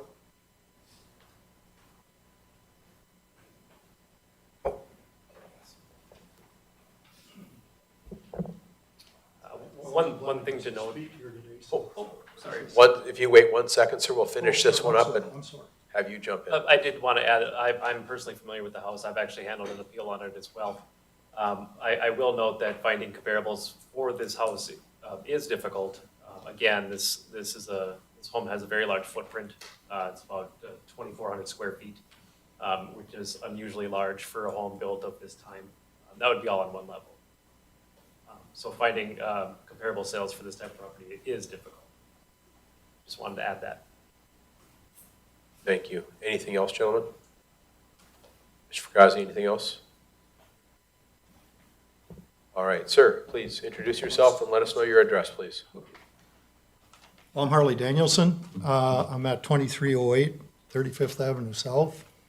My neighbor is John Neuschwander. I heard his name being brought up here earlier. The assessment on our house is $397,600. Or on this particular property. I called into the city. Can you say that number again for me, please, sir? Sorry. Pardon? What was the number you suggested? The house address? Your assessment, your assessment. I have your physical address. What was the assessed value? $397,600. Thank you. Sorry. Appreciate you. I called in about it, and I actually told the city that if they cut me a check, I'd bring them the deed the next day. It'd be fine with me. But anyway, she gave me 3 addresses of comparable homes.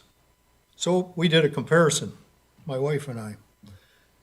One of the addresses was 3024 37.5 Avenue South in Fargo. It was assessed at $389,000. Well, we started comparing it with our house. Backyard has a swimming pool. We don't. They have 4 bathrooms. We have 2.5. Ours is plumbed in the basement. We never put it, and the other one, it never put it in. It has a brick front. Ours doesn't. 3,300 square feet. Ours is 2,400 square feet. Backyard has a shed. We don't have a shed. They have a full finished basement. Ours is half finished. And they have a fenced backyard. We don't. Okay, so I thought, well, that's another home. So they gave me another house that was in that same price range, 2308 34th Avenue South, right in our area. This house had a spare parking spot in front, we don't. It has a brick front, ours doesn't. Finished cabinets beside the fireplace, ours doesn't. Fireplace in the basement, ours doesn't. Stereo system, ours doesn't. Kitchen in the basement, ours doesn't. Backyard shed, we have no shed. Finished laundry room, ours has a closet laundry area. Well, needless to say, after we did our little unprofessional assessment here, you start asking questions, right? And I guess I didn't call in, or I did call in to the city, and I didn't get a very good answer, so I just thought, well, what do we do? So I thought, well, I'll come here today and see what was happening. But since we had this written up, I thought, well, I'll submit it and so forth. I'm just here. I think it's no more than fair that we should look, because it really increased this year. I mean, it was over 100,000, and it really doesn't make sense to me. But anyway, I thought I'd submit it and so forth, and I'll answer any questions that you have. Yeah, thank you, sir. And that's why I asked that question. Yeah, I pulled your records up too, and that's why I asked you Sure. to repeat that. Yep. Any questions, commissioners? Yes. One question, and I don't know if it's relative anymore, but when I was in that office the city assessor's office, swimming pools were almost a detriment I know that. to a home. I kind of do know that, but at the same time, you gotta kind of compare, Oh, yeah. you know, what's. And what- have you what it given is. Paul your name and address? Yes, Okay. yes, I will. Okay, Yeah, and if it's all right, yeah, if you just want to sign in with my staff in the meeting, right, but they'll get all the information they need and we'll Sounds be in good. touch with you. sounds good. Thank you. Well, thank you very Thank you. much. Thank you, sir. Commissioners, any questions on this one? All right. Anyone else in the city of Fargo wish to ask questions, contest their valuation? Anyone online? I don't see anybody online. Chairman, there was somebody that did have to leave the meeting early. They did drop off their notice of increase. The name is Janet and Frederick Hammer at 1906 14 and a half Street South in Fargo. 1906, 14th and a half. Yep. Current value on it is $221,400. So I have all the contact information I need. Okay. I'll be in touch with them. Commissioners, any questions on 1906?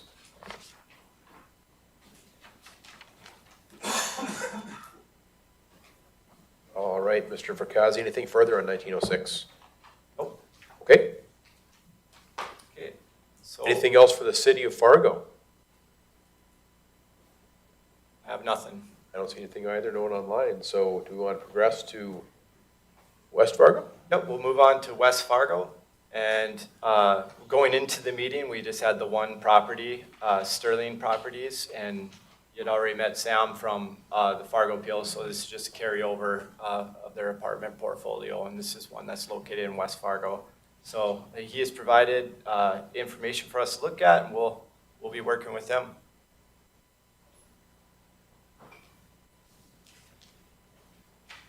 Commissioners, any questions?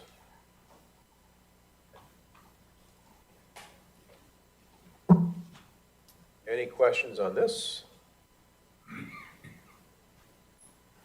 Okay, Mr. Fracassi, please continue. Moving down the line, there were 3 other appeals that came in after the agenda deadline. So we had Tevi LLC located at 4980 Cheyenne Street South. And we were notified that I do not believe anybody will be present today. Okay. Anybody from Tevi? All right. Next on the list is Raymond Schmidt at 108 5th Street Northwest. Mr. Schmidt?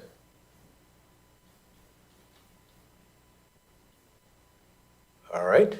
Okay. And the last 2 are Holiday gas stations again, one located at 1210 13th Avenue East and the other at 2020 Cheyenne Street, West Fargo. Same ownership group as Fargo, I'm guessing. Same ownership group as Fargo, yep. Anything further for West Fargo? No, we can just open it up for anybody in the audience that may be here or online. Anyone in person or virtually from West Fargo that wants to appeal or ask questions or tell us how their day's going? No?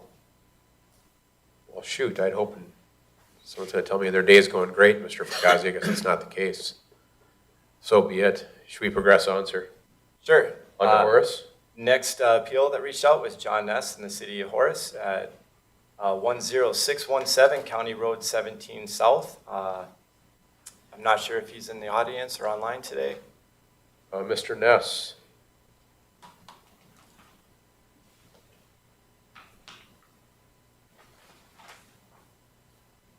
Nothing online. Oh, Okay.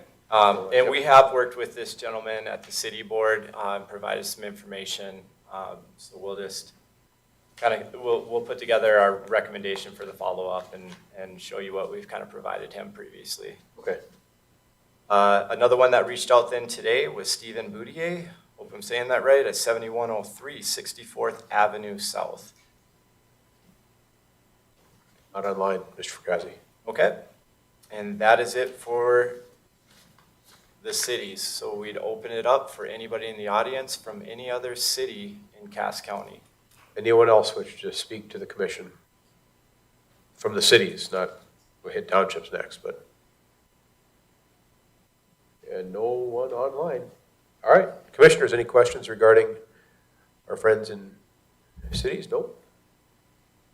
Outstanding. Proceed. Moving on to the equalization of townships, we always started off with all the valuations presented, broken down by jurisdiction. And all these values, when added up with the cities, makes the total valuation that I presented in the annual report. We did have one person contact us today from Harmony Township. They are on your sheet that I provided, Charlene Nelson at 15703 31st Street Southeast in Harmony Township, but I think it might be a Castleton, address to Castleton. Ms. Nelson? And again, not online. Okay. So with that, we'd open it up for any other appeals in any of our rural townships in Cass County. Any other appeals? Yes, sir. Please step to the podium, introduce yourself. I don't represent a township.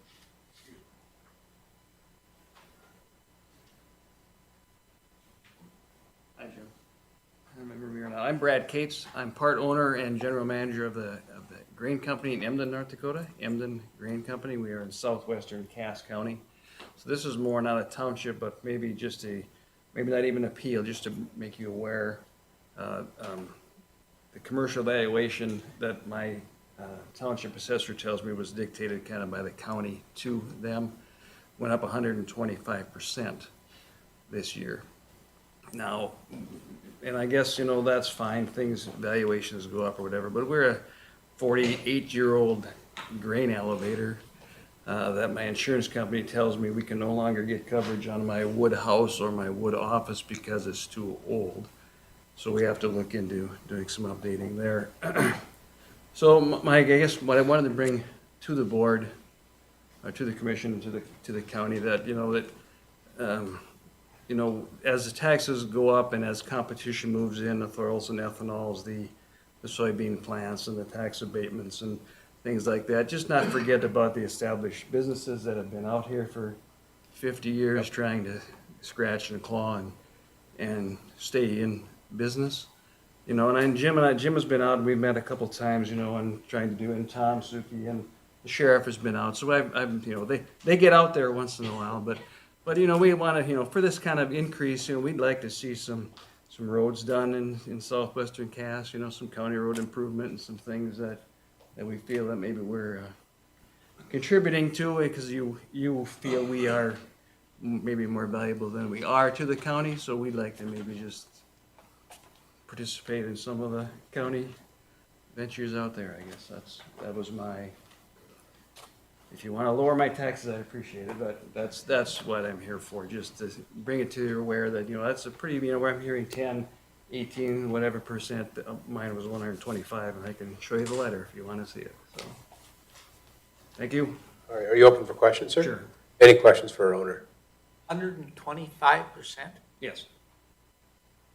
Now, You need maybe to it pull. hasn't been looked at in a long time, whatever. All I'm saying is just, when my insurance company tells me one thing, that, hey, we got to really look at this. We don't even think we can insure this facility anymore because of the fire hazard or the hazard of this, hazard of that. And then the county tells me, well, it's gone up 125%. Well, so that's, it's not a formal appeal. I did not formally appeal. I just wanted to come in and state what we're running into, I guess, and then they might come back and give me another 20% next year. I don't know. It's just, that's just the way it is. Commissioner Brightling. The Department of Agriculture is telling us, with the value of the commodities we handle now, we have to pay more to be bonded. We have to pay more for this. We have to pay more for insurance.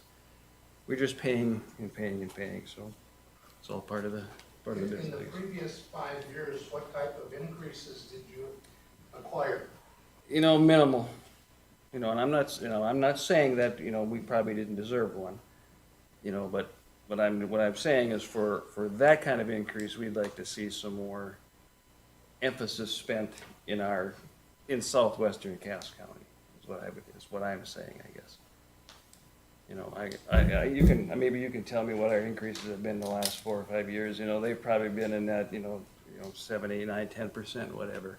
And I also have a letter, and I think an email from you, sir, that said some of the elevators in the county haven't been, they were going around and assessing all the elevators, like I'm saying Chaffee, Lynchburg, Leonard, Prosper, Wheatland, Valley Green and Castleton, you know, some of the smaller facilities like we are. And the email says they haven't gotten to them yet, which is fine, but if we're gonna equalize it, I think we should all, you know, maybe we should have waited with me one more year if we're not gonna get everybody the same benefit per se, so. Thank you. Sir, any further questions for our owner? Mr. Frakazi, enlighten us as to the 125, please. Yeah, absolutely. So every year, well, I guess first off, we, in our review work on an annual basis, our first step was get all the residential property cards up to date. And we've worked with Vanguard on a yearly basis on annual contracts to take care of some of our commercial properties. So what he said is correct. We have just been putting aside 5 or so a year that we can get to, valuing them, getting all the information up to date. We reach out to the Department of Commerce, Department of Ag, and we get bin charts and update all our information on it, go through the property, get our measurements accurate, get licensed bushel capacity, see what it's at. And a lot of times there might be some outdated information or that was missed throughout the years. So he is correct. It was quite a jump this year, but this was part of our annual review work, and we'll continue. We have about 6 to 8 that we still have to pick up, but we're hoping to get through the rest of them this year. Hey, any questions, commissioners?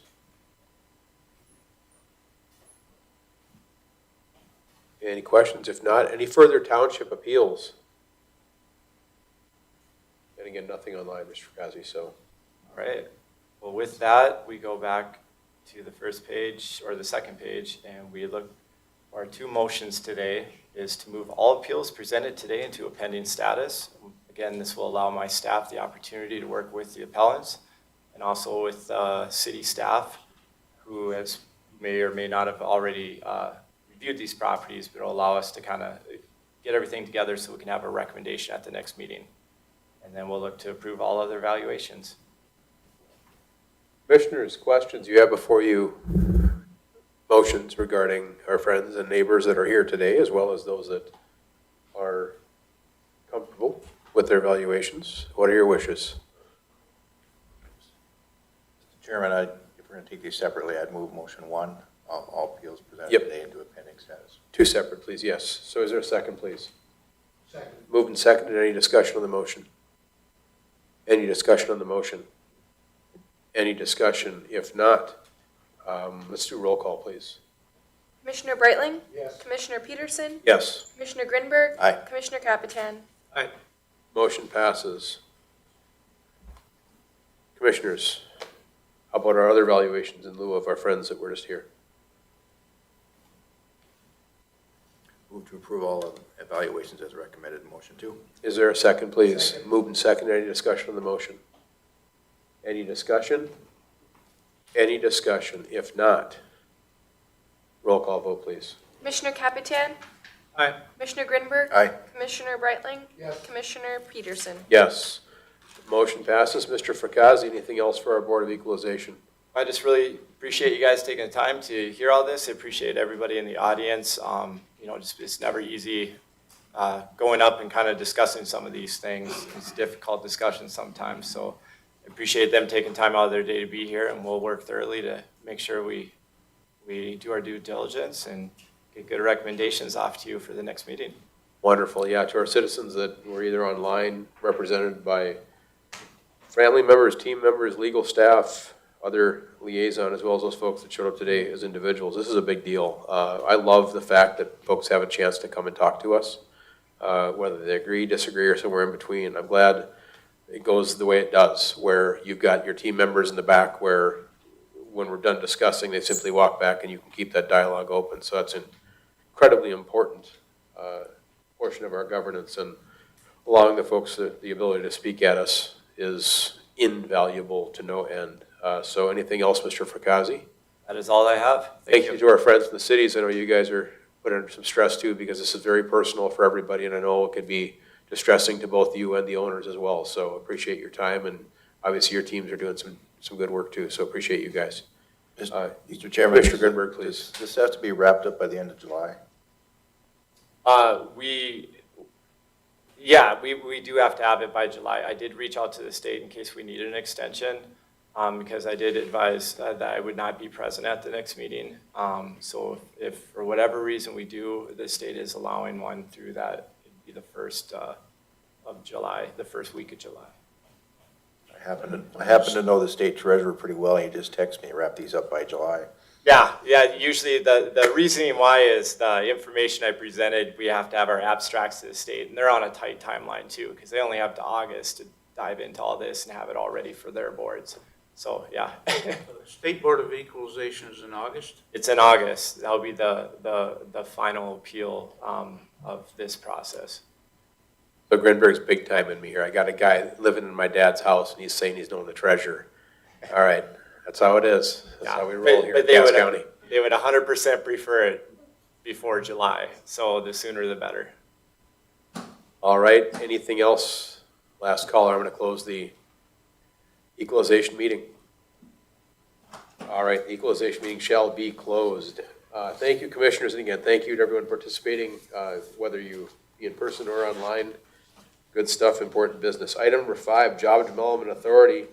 Mr. Wilson.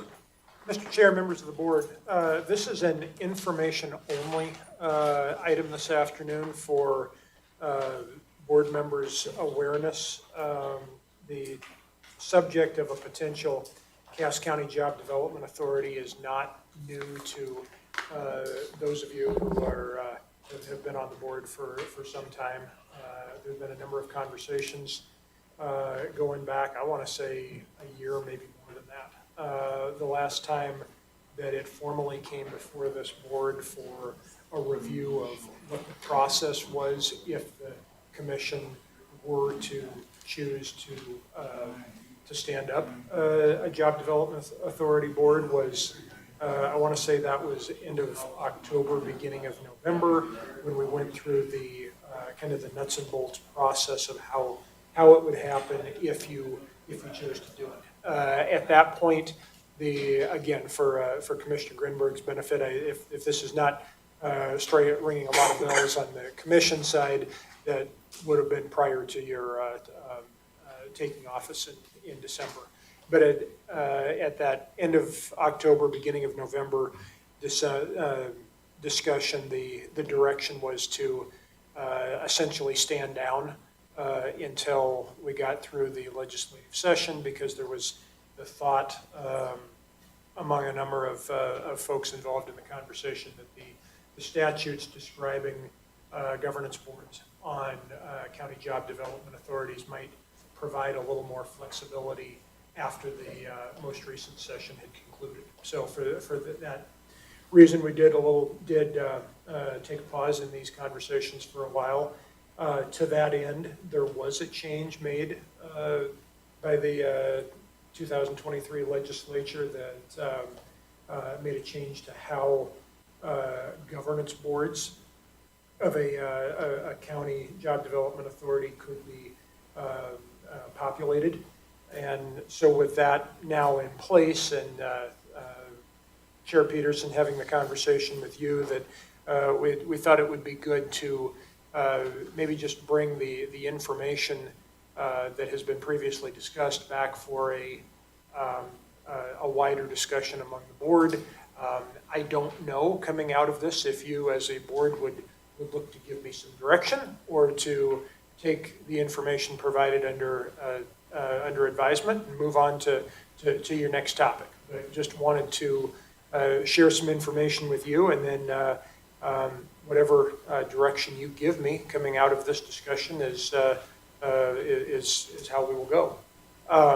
The question that came up, and really what was the point of some question prior to the session, was if the county were to stand up a job development authority, and you can do that with a resolution. It's a fairly simple process to stand it up. Once you do that, doing away with it would take a public vote, but getting it stood up would be is a fairly simple action. Prior to the session, if you were going to stand that up, the board of directors for a county job development authority would have some fairly specific requirements. 2 county commissioners, 1 elected representative from the municipalities in the county with a population of 500 or more, that's 10. One additional member from the remaining cities in the county, and then 2 members from county townships. And that number totals up to 15. In state statute says the board of directors would be, I believe it's between 15 and 20. So there'd be some flexibility there, but not a ton of flexibility. With the change in the most recent session, you could either utilize that process to populate the board of directors, or you could name an existing economic development group to the board of directors of an active economic development organization to elect seats or stand up the board positions for a JDA. So that's a long way of what got us back to the now update. So that's where the question would be if you wanted to do that. Once you get that, if you chose to stand up the JDA, figure out who, make a decision of who you wanted the board of directors to be, you can authorize a mill levy that the board would set and then would come before the commission to act on as part of the overall budget. In talking with the state attorney's office this afternoon, you don't have to do that. You could do a annual appropriation, so to speak. But if you did a mill levy authority, that could go up to 4 mills a year. So really the bringing it back now element was the change in state statute, but just to get everybody up to speed again and get some direction of if there is something you would like administration to pursue in this vein. Anything further, Mr. Wilson? Nothing further. Yeah. Happy to answer any questions. The way you summarized it at the end is exactly right. This is one of those things that's sort of been ongoing, but all of us haven't been engaged, right? So the folks listening online, I guess there's not many people online, if anybody, but those folks that do choose to listen understand that we don't talk outside these meetings. So we've had correspondence, Mr. Wilson and I've talked with our friends at the EDC, any number of other places outside the EDC as well too, but we as a commission have not, right? So the dialogue that we've had externally hasn't included the home team here, so to speak. And I wish Commissioner Sherling was here, but she's been pretty well up to speed on this too. So for those of us that are here today, now is the time to ask questions. We actually have friends from our chamber, which is great too, as well as Mr. Raso from the EDC. If you have a question for them, sure, we could force them to the microphone, but I don't know if that's prudent or proper for the context, but regardless, now would be the time for us to have a good open discussion on what this could be, what it is, and maybe what we've gone through to get here. And again, to reinforce what Mr. Wilson said, it was prudent to table this for as long as we did, because the legislation prior to this session really limited us, I was going to use a different word, but limited us to what this board had to be.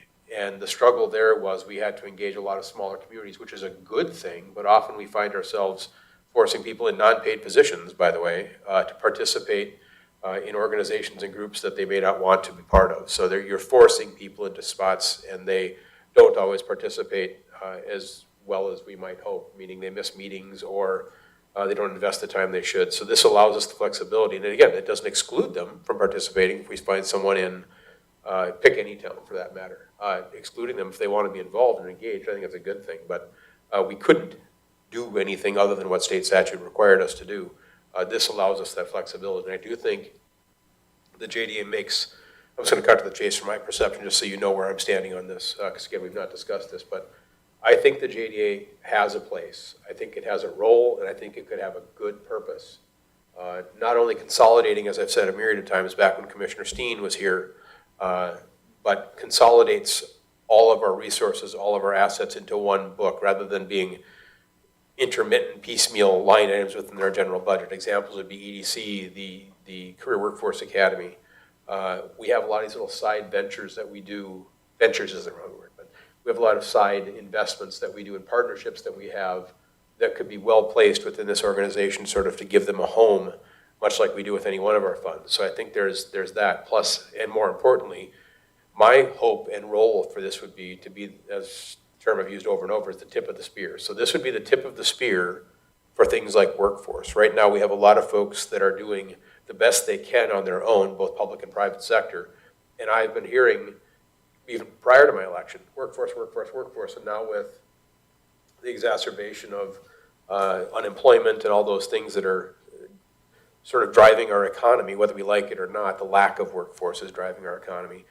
This would give us a home for our friends to team with both public and private to push forward as a unified entity in lieu of spending $10,000 of their resources on some person part-time who he or she is too busy to really engage or invest as much time as they may hope, sort of doing something as best they can but half-hearted. This gives them an opportunity and a spot for them to invest in this, put money into, again, the tip of the spear, and push forth as a unified force. I mean, no different, I guess, than our chamber or our EDC for that matter, right? There's specific purposes and missions. We all invest in those things in hopes that those missions are accomplished. This gives a spot for everyone to go to.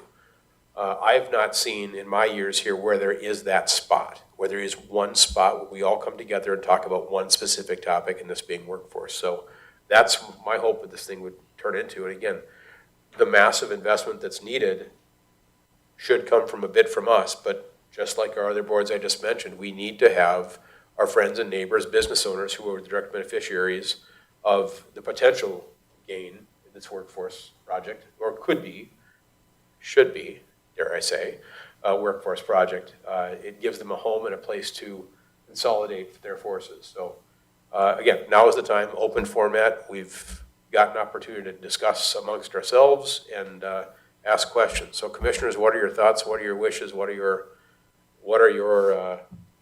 end goals, if at all? Commissioner Grinberg, please. Well, Mr. Chairman, thank you. Good discussion, and thanks for bringing this forward for discussion today with our partners, Mr. Raso with the EDC and members of the chamber who are representing the chamber here today. You know, as I listened and have thought about this, is, you know, some comments, I guess, more so, and then maybe a question or a thought for you, Mr. Chairman, and Robert. Chicken, what comes first, chicken or the egg? And this is an opportunity, if the decision up here is to move forward, create a JDA and fund it, the opportunity to get it right the first time out of the gate, not baby step it further into 2 or 3 years from now. And that's been kind of my thought, particularly as we work through the legislative session of clarifying the language that allows for the, you know, more streamlined governance, if you will, with JDA. You know, the thought along that line is, what's the proper next step to determine the makeup of the board? On the right hand, I could see problems having the entire board of the EDC being named to the JDA board, particularly for the size of it and being functional, versus a subset, which is provision under the law.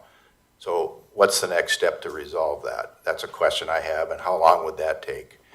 The second is, when I say the opportunity to get this right, I've been involved with the Fueling the Future campaign, and I've said at numerous meetings, is that, in my opinion, as an elected official, this was before being elected, if I was on the county commission, it would be incumbent on us as commissioners to require private sector commitment before we commit dollars. Yep.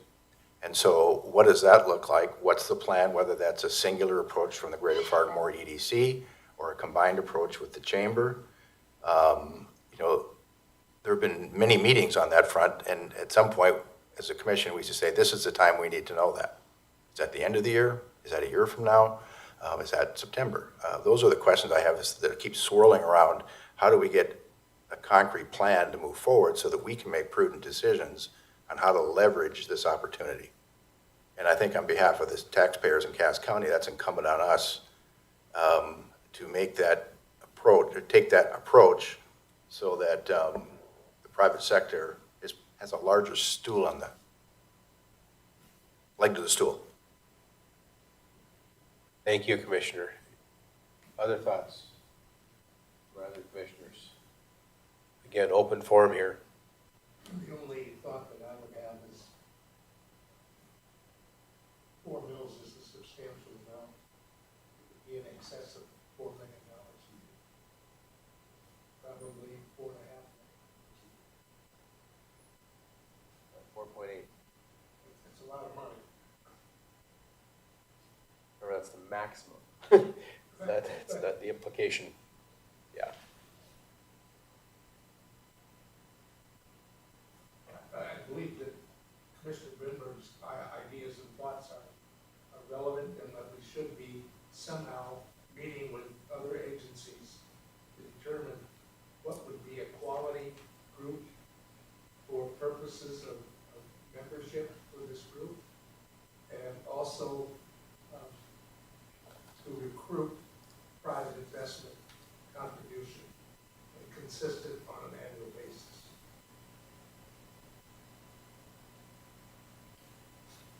I think you're, Commissioner Capitan, you have a thought, sir? I don't want to cut you off. Not sure. Okay, to Commissioner Grinberg's point, I think the chicken and egg analogy is spot on, because I don't know what comes first. I will be blunt. I think that we need to have dialogue regarding what the makeup of this board could be. And we've had some of that discussion previously, but in the same breath, do you establish it and then cross your fingers and hope people start showing up and participating? I don't know if I know the answer to that. I hope they do, but I like the idea of, I guess again, just brainstorming. I like the idea of us as a commission getting everything set up short of a formal vote to create it. Inform the public at large that it exists, or it could theoretically exist within one meeting. We vote and it exists. But put the feelers out through our liaisons as to how receptive are people. You know, I go back to when I was in college, and everyone wanted to participate, whether it's a concert or whether it's an event of some kind. We had the sign-up list, but then we had the pocket of money beside the sign-up list. So if you want to go, put your name on the list, here's the money. Because otherwise we'd have 20 people signing up and then 10 people would go because we'd all drink our way through our excess cash. We wind up broke for the concert. So is that where we have a list established, or we work again with our friends and partners and say, it exists, who's here with money? Who does actually want to participate? We've all been talking about it, you've all been talking, at every meeting I go to, that's all I hear. And we know, I don't think it's debatable, I believe, we know that especially the larger organizations are putting money into this right now of their own free will within their own capital expenditures. And I'm willing to bet places like the Sanfords and whoever else you wish to name probably is not investing $5,000. It's well into the tens of thousands of dollars. So do we, again, give their money a home with a specific mission to be accomplished and see what they say? I don't know. Mr. Chairman, these analogies keep coming into my mind. I'd say, the approach we should consider taking is the glass is half full. And to be simplistic, and what does that mean? At some point, we determine a time, and if the leadership of the chamber and the EDC and the business community is, this is our plan, and this is what we will get accomplished in 4 years, then I think we piggyback on that vision and that plan and grow with that plan. And that's easier said than done, I recognize, but 4 to 5 year plans are common across communities in this country for economic development. We always look to Sioux Falls, if you've been part of the Fueling the Future, the success of the forward Sioux Falls over the last 35, 40 years. Again, we're more than 50 miles away, and experts tell us that they're good at what they do. But there are models out there to follow that I believe would set this up. And for us to, we'd have to take more of a macro view to support a long-term plan based on a vision, I believe, and then have periodic checkpoints. Well, we do have a local expert here in the name of Mr. Joe Raso. Would I be putting you on the spot to ask you to share some of the things we've discussed, or? I came for that, didn't I? Yeah, it's kind of why I'm forcing the issue. I guess. So Mr. Raso, as he's walking up, Mr. Raso and I have been talking on this subject for quite some time. Much of it brainstorming, but I think it's worthy. I like brainstorming because nothing's wrong in brainstorming, right? And eventually you'll find your way, I think, generally speaking, to a good result. So Mr. Raso, hi. Hi. Good evening. It is evening, is it It not? is. Apologies for that. No, that's okay. But again, we love That's our okay. friends to come and talk. You learned a lot about equalization today, though. I did. Yeah, I was thinking about the value of my home, square footage, a lot of other things. Interesting to note for the commission and for those listening, the EDC for the region is the organization that collects cost of living data, which is obviously the cost of living index numbers. And we got those numbers back today. And as a region, we're at about 97.8% of the nation. So even though as we talk about the other costs that we see in our market, those costs are being borne across the country, whether it's housing, food, utilities, you name it. So it's always good to compare yourself to other places. We talk about workforce recruitment. We ran some numbers over the weekend to support NDSU NSF Engines grant. Our recruitment as a region in terms of bringing people from outside of the state here and across the world here is about 2.5 times greater percentage-wise than the other metros in the Midwest. So even though we have challenges with workforce, we've talked about that, it's because of the strength of our business community and the growth that our business community has that exceeds even the numbers we've seen. So I think back to coming here in the summer of 2018 and looking at a report that was put together by the Chamber, the EDC, the CVB, the Community Foundation, and that was a 2015 report, all focused on workforce development. And one of the questions that I asked was, well, how far have we advanced some of these initiatives that came out of that study? The fact of the matter was we hadn't. And part of the reason is there wasn't resources devoted sort of sitting there to say, hey, if we can come up with some really good ideas, we have a community, both public and private, committed to putting the resources behind getting that done. So I think Commissioner Grinberg, your comments and Chairman, your comments, it speaks to, I think, the challenge that's in front of us. So, for the EDC, this is an interesting conversation. You are the largest funder of the Economic Development Corporation for this region. So these kind of discussions go beyond just the additive of new programming and workforce. There's also the question of how does the county and other government bodies in the private sector want to continue to support the base mission of the EDC in addition to our partnerships that we're talking about for workforce development. So it's a more complex question, and probably why we and me personally have been involved in it for the last 2 years, talking about this job development authority. So, the governance for the EDC, there will be discussions at our board meeting next week about the organization's overall governance. There are board members who have been meeting, talking about that. So for those of you who are on the EDC board, those questions will come up next Thursday, specific to the EDC, but it'll also be, how does this job development authority fit in and amongst those since the new law has been passed? Obviously, you have to make those decisions to impact that. So we're committed to helping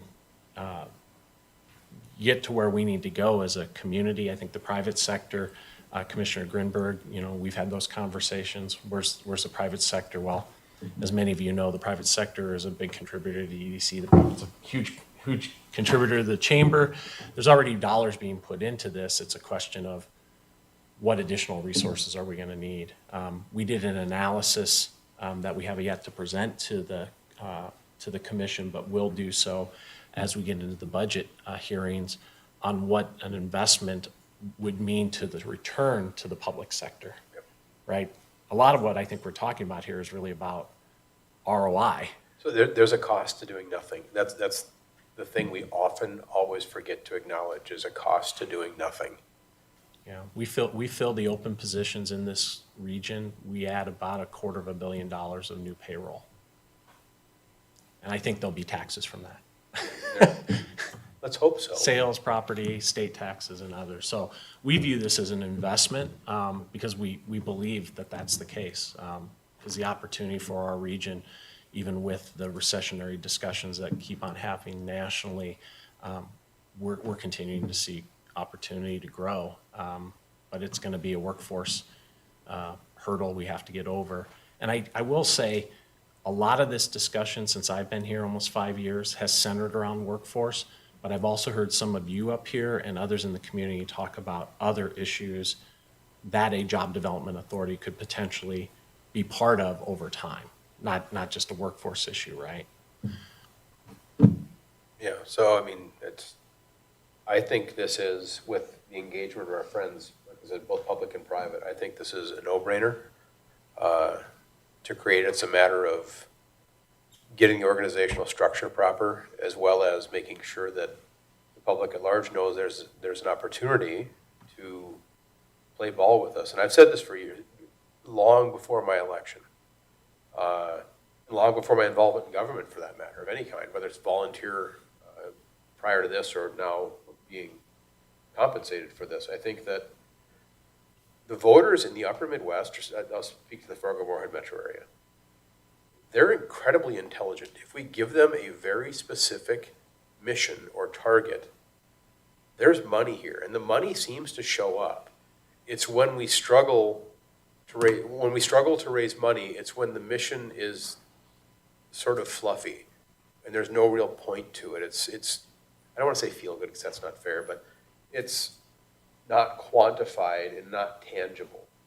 I think if we give them a mission, and we give them, as maybe I'll steal your words, Commissioner Grinberg, we give them a set of checkpoints along a series of years, I think people will show up.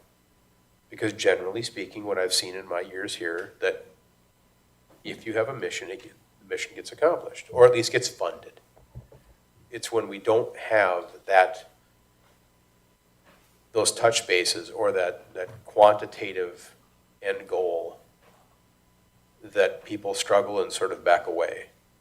And I think maybe, and I'm not going to put words in your mouth, but maybe I'm reading too much into what you're saying, maybe I'm not. So I'm saying what I'm saying, but starting it off right is imperative.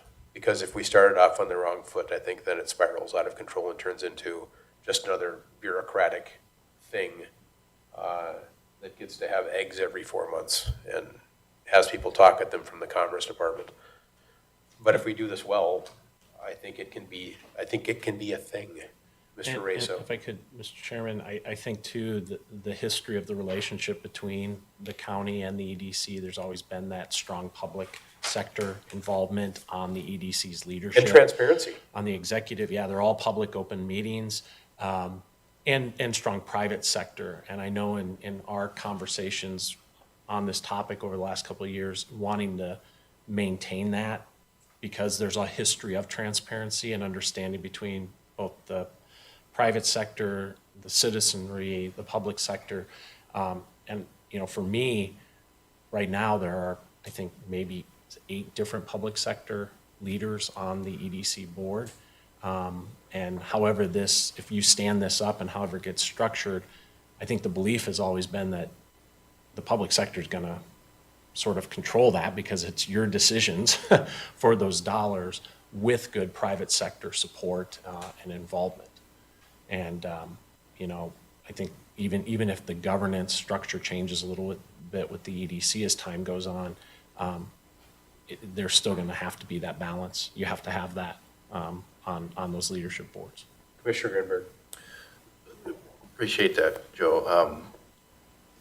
I guess the advantage of being around a while, you have history and some background and experience. And as a youngster, I started out a volunteer for the Fargo-Cass County Economic Development Corporation, it was called then.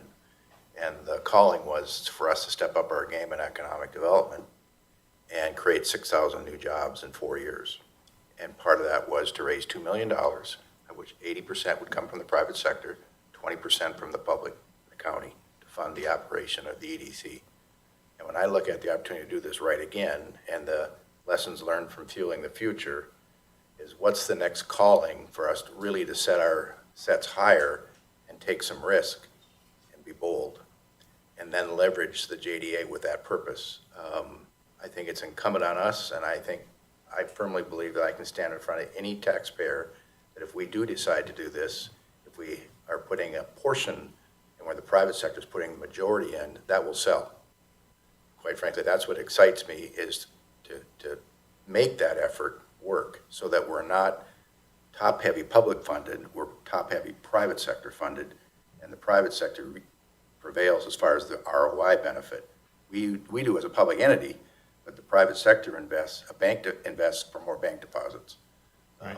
And so that mindset is what I hope still carries through. And I couldn't agree more. Like I said, whether it's tonight or some other day, it gives us a home. Right now, we don't have a home.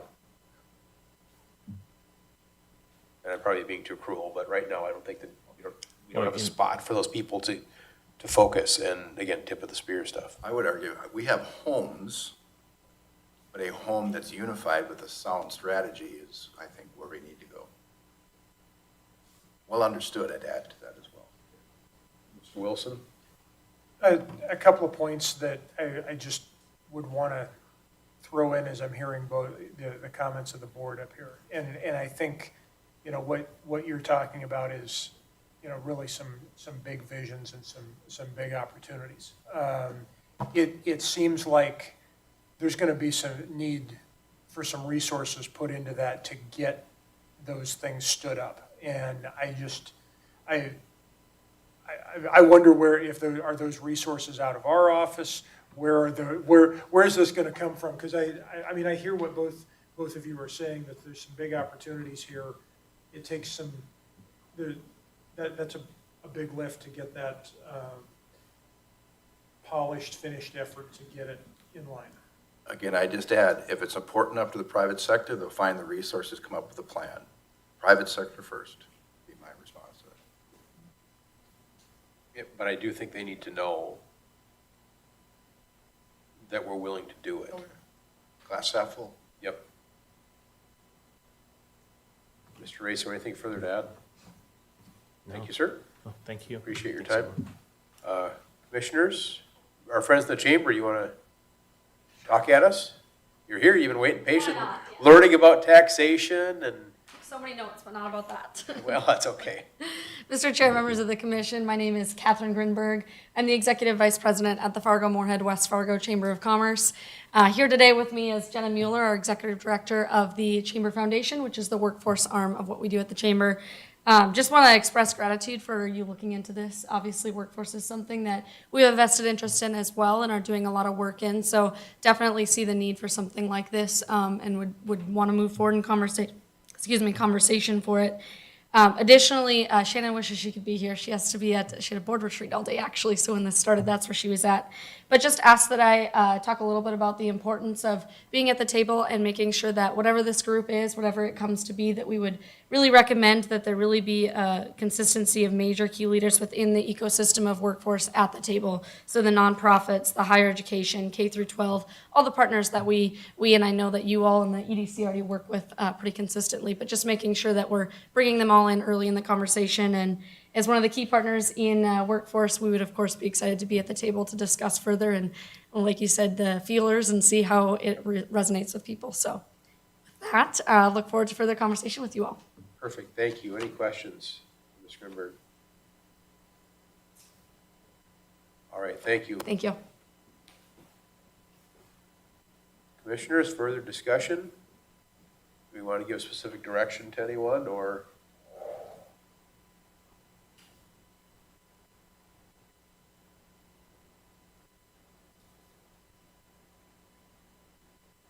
questions and comments are good. That's why we're doing it.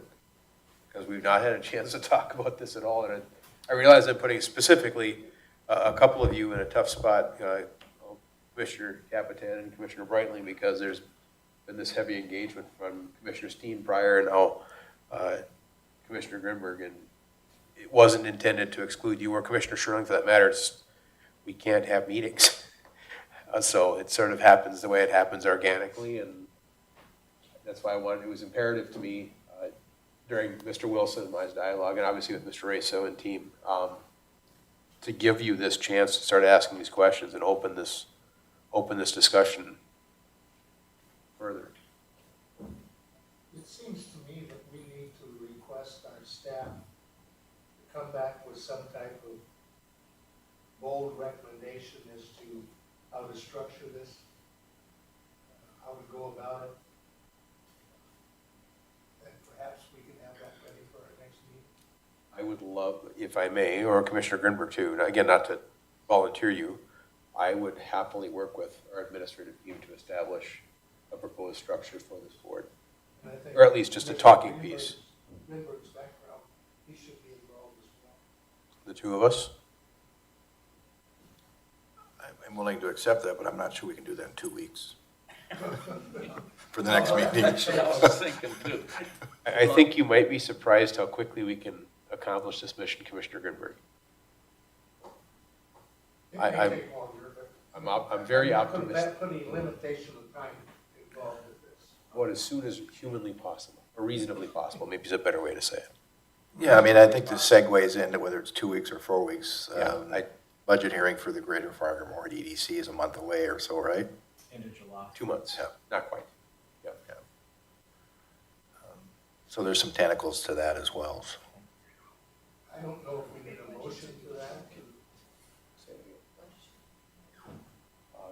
Yes, but absolutely, this is open for commentary, so as I smack my microphone, I'll teach you microphone. Just a clarifying question for the commission. So, as you mentioned, Commissioner Greenberg, we do a proposal to all of you as part of the kind of general fund request, right? And I think my understanding has been that if something like a JDA was put together, that might be the place where over time those requests go to whether it's a chamber request or a Folkways or a Career Academy or an EDC and others. Potentially, yes. Right? So is it the desire of the commission to have us essentially prepare 2 proposals for you? One that we would do in partnership with the staff, the commissioners and partners that would be JDA focused, and one that would just be EDC need focused? So that's what, in lieu of committing this commission one way or another, that's what I would like to see.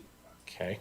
Because then you're, I guess for lack of a better, I say this a lot, lack of a better term, it makes you safe, right? So if we're able to push this thing forward, we so choose, which may or may not be reasonable, at least we've got some semblance of order in that we've got you established with theme with a JDA, or let's pretend there's a legal hiccup because our legislative session somehow missed a line of, being sincere, a line item somewhere where we can't act even if we wanted to, then you're still ensured that your budget's gonna be part of our annual budget. Otherwise, we've got to, and I'm probably overcomplicating this, but otherwise you've got to come back some other time between then and October.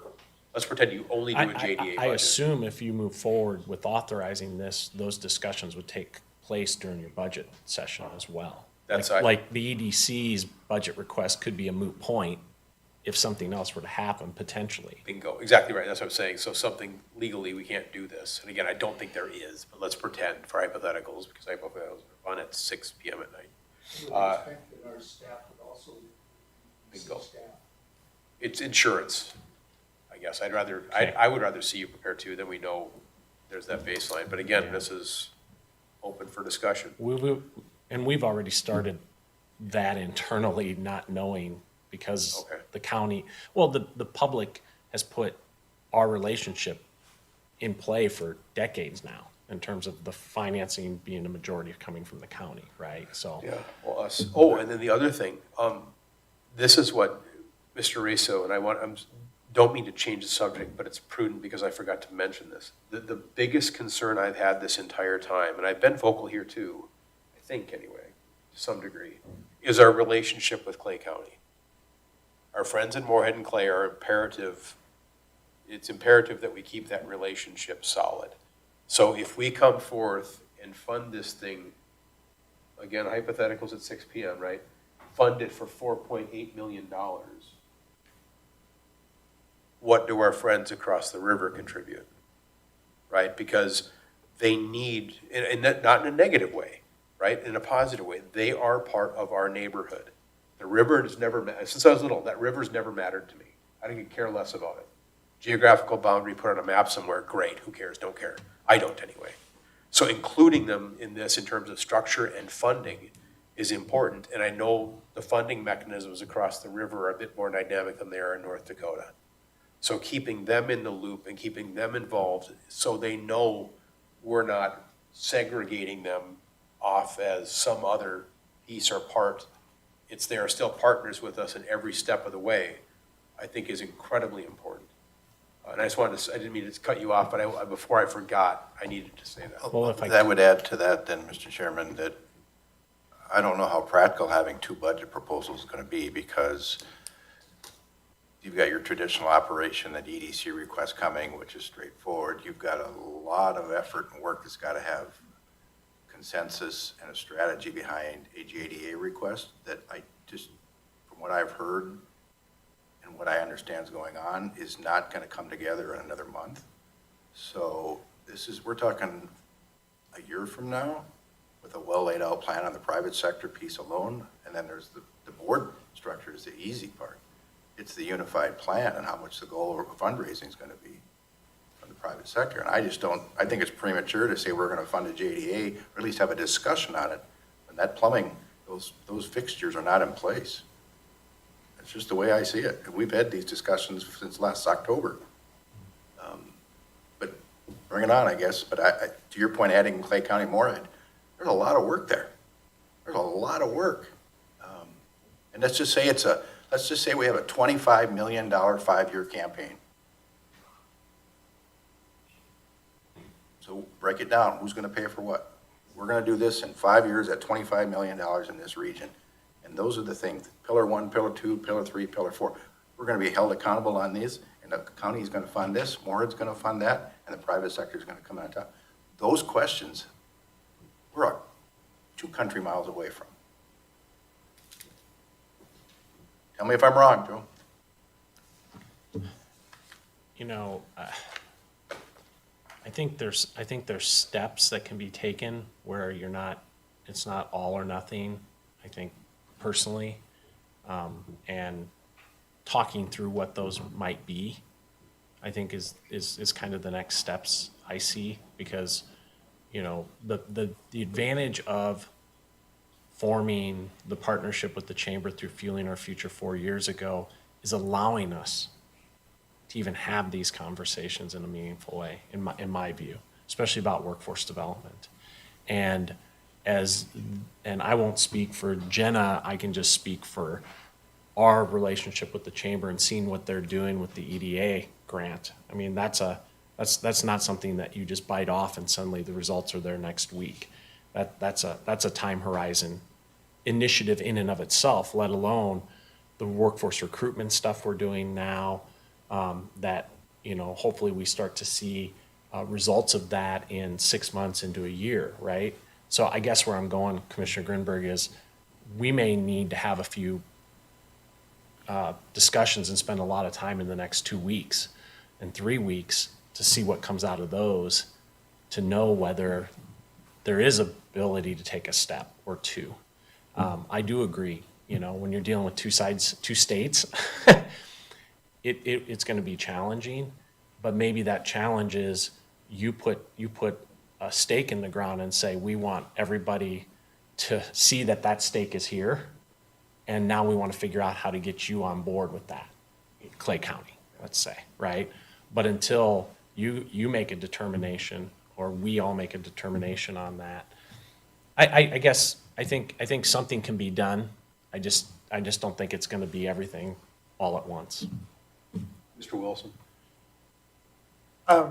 My first thought was, I wish I could sit here and tell you that my budget is 100% done, and I'm now working with my other departments to work with all of their budgets and be done. I can't. I'm concerned about being able to turn something of substance around in 2 weeks. I think a month from now is aggressive to give you something of substance, but it's doable. I'm concerned how much I can really develop of really what the nuts and bolts of this would look like, and give you a recommendation that is well researched in 2 weeks. Month? I mean, yeah, I think we, You give me the direction, we'll get it done, but the level of effort that's going to be. I just don't think that it's realistic to do this in a month. I just don't, based on the effort that's gone on for 2 years between the two entities. They have a lot of work to do before we make a decision. We can set up the opportunity and have the expectations, but there's a lot of work to do here, and to ramrod our county staff through this and piecemeal it, I just fundamentally don't agree with. I will not vote for something until I'm convinced the private sector is going to step up on a funding scale. It's that simple. And so until we have that plan presented, Mr. Raso and the Chamber of Commerce and the team here, it's incumbent on them to come back and say, here it is, we're going here, are you with us? Commissioner Capitano. I agree wholeheartedly with Commissioner Grinberg, because initially when this first came up today, I was thinking, are we duplicating something? Because we've got the Fargo-Moorhead Chamber of Commerce, we've got the Greater Fargo-Moorhead Economic Development Association. I'm thinking, isn't that what those people do? Why are we developing another organization at 4 mills? Because I would not vote for 4 mills, not knowing what I know today. So I agree with his whole concept. I need to know an awful lot more than I do right now. And that's why it was important for me to get this on the agenda, to have these talks, because it's not been languishing, but we need to start pushing if we're going to push. And I figured now is as good a time as any to start pushing. Commissioner Breitling, do you have something, sir? No. Okay. It's gonna take a long time. It's not gonna happen overnight. That I agree with. Further thoughts, team? Mr. Racer, anything further to add? No. Okay. Mr. Wilson, what are you looking for from us? I think at this point I would have at least the beginnings of a direction that I could run with between the two of you, and keying off the Chair Peterson, Commissioner Grinberg, the EDC in the chamber. That would be where my discussion would first point of contact would be to game plan our wider conversations. So if as long as that's looking like what it scratches the itch that you're looking to get this started and be comprehensive and touch the bases we need to, I feel good. I'll get that ball rolling. That works for me. Commissioners, Commissioner Grimberg, does that work for you? Commissioners? I have no problem. Yes, that gives me direction to get started. Okay. All right, anything further on this item? And again, thank you. I realize there wasn't, a rigid structure to this dialogue today, but I thought that it was just time that we start pushing on this, so. All right, dispatch center schematics, Mr. Wilson. Mr. Chair, members of the board, first thing I'm going to bring your attention to is the hard copy sheet on your desk that has an amended suggested motion here. This is looking for your consideration of the schematic design agreement between the county and SEH, Short Elliott Hendrickson, for schematic designs on the Red River Regional Dispatch Center. A little background here. Per the JPA that was approved at the end of last year between the 5 partner entities of RRDC, Cass County is going to manage construction of the new facility. To move this project forward at this point, SEH has completed bubble diagrams. Commissioner Peterson knows bubble diagrams well. I've learned a lot about them in the last few months. And really, this schematic design portion is where we're going to refine what are now, I would call, very broad cost estimates down to much more specifics. And so it was the direction of the RRDC Authority Board at their last meeting to request that the commission, in its role of the county managing construction, enter into this agreement with SEH for schematic designs. The amended motion is needed because I had the compensation amount and the dollar amount of the contract wrong in that. The compensation is that it will be, the rate will be 7.5% of the estimated construction cost for the architectural services for this phase. And then additional costs that are spelled out in the AIA document that's included in your packet is low voltage technology systems engineering would be an additional $67,500, and FF&E design would be an additional $25,000. So clarification on that suggested motion. Otherwise, I believe it's fairly self-explanatory. Happy to answer any questions. Yeah, thank you, Mr. Miller. This really is pretty cut and dry. The issue is that we've got a proposed budget of excess of $15.4 million, and the concern is that we want to refine those numbers to get them to the point where they're more real. Commissioner Capitan. Am I correct in assuming that we're no longer going to build this place, the dispatch center out by Sanford Hospital? That is correct. So we're going to build it, but we don't know where yet. No, so Mr. Wilson, you or me? Go for it. Okay, so here's what transpired. So our friends at Sanford, great partnership, a world of potential.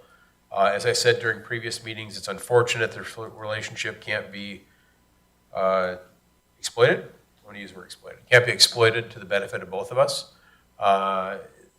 They, through mergers, acquisitions, through staffing changes, this sort of became that thing that no one really took under their wing. By the time we figured out what our partnership could be, they had changed team members a number of times, and I think to the point where they just said, well, here's your bill. We really don't care if you're not to be so dismissive, but here's your bill, and if you want to rent it, great. If you don't, we really don't care. And oh, by the way, those of you that are familiar with the site, there's a giant pile of dirt there, the spoil from the excavation. I believe the spoil from the excavation from the hospital, that's where they put the organics, meaning it's all mush. It's not usable. You then have to take the number was $750,000, I think was the number, correct? Higher? Was it $900,000 to extract the organics and put it somewhere where someone may need it? So the point is, we severed the relationship, and it's okay. So we looked at a myriad of different sites throughout the metro area, from southern portion where we're building, the city of Fargo, is building a fire station. I suggested, my battery's going to go dead for Taylor.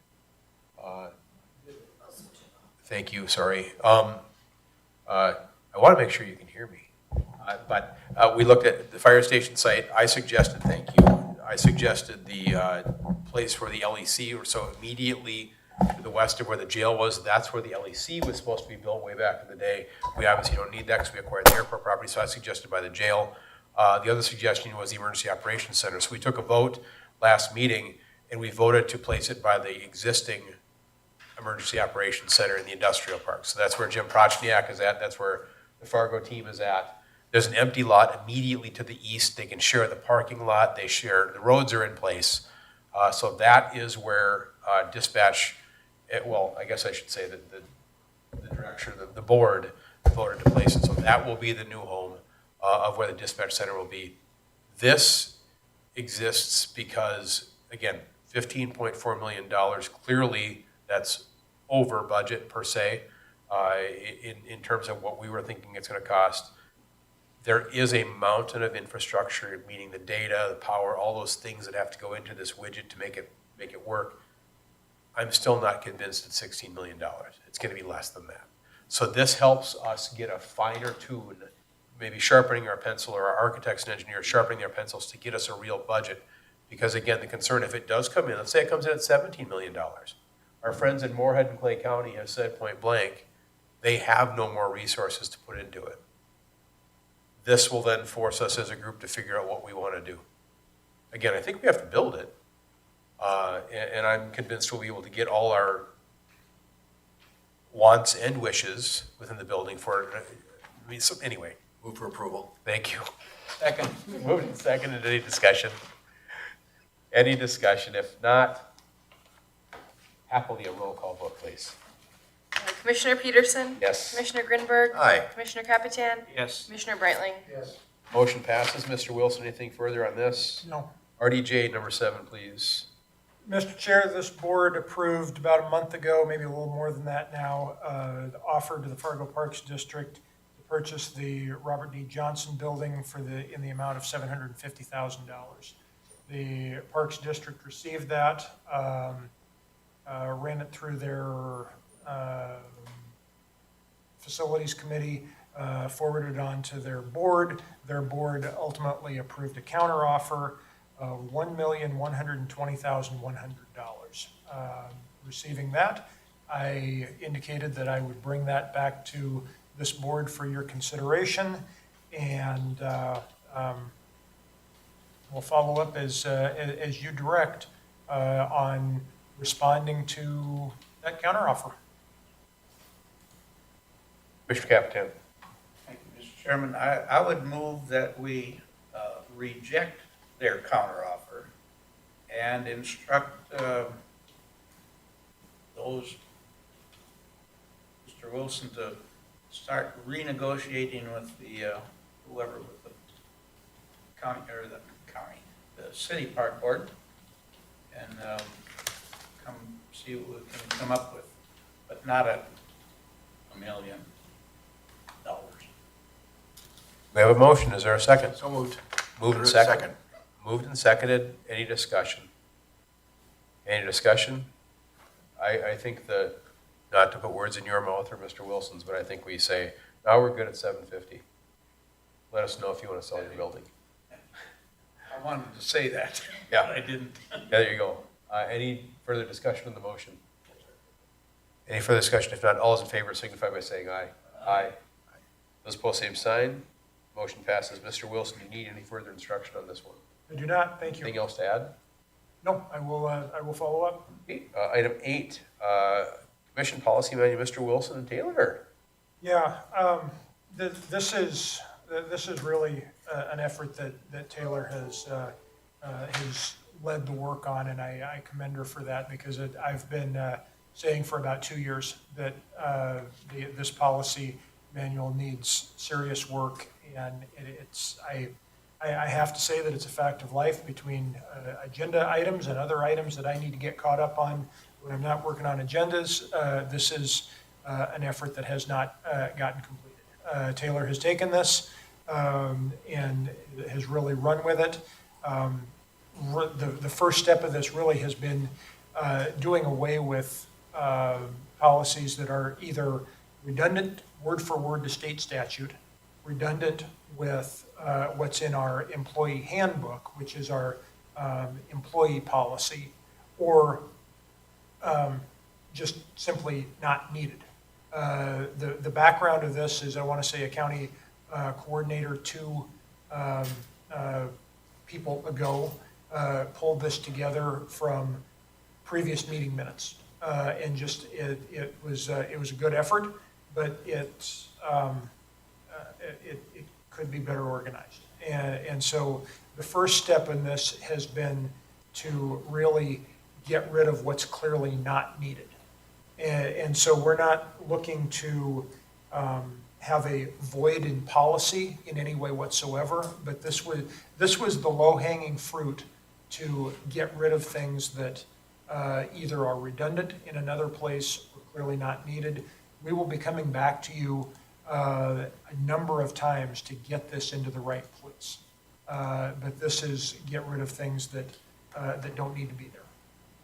This is genuine housekeeping. As an example, I'd lead you to page 4, which where they have county fees recommended from removed from administration because it quotes century code. So one of the things you don't want to do is replicate, because then you're constantly having to monitor what our friends in Bismarck are doing every session. So it's that sort of a housekeeping thing. And Taylor, do you have anything to add? You and I spoke about a couple of examples too, but. Yeah, I just want to emphasize like one other example that's a perfect example of, we're not just saying this policy is not needed.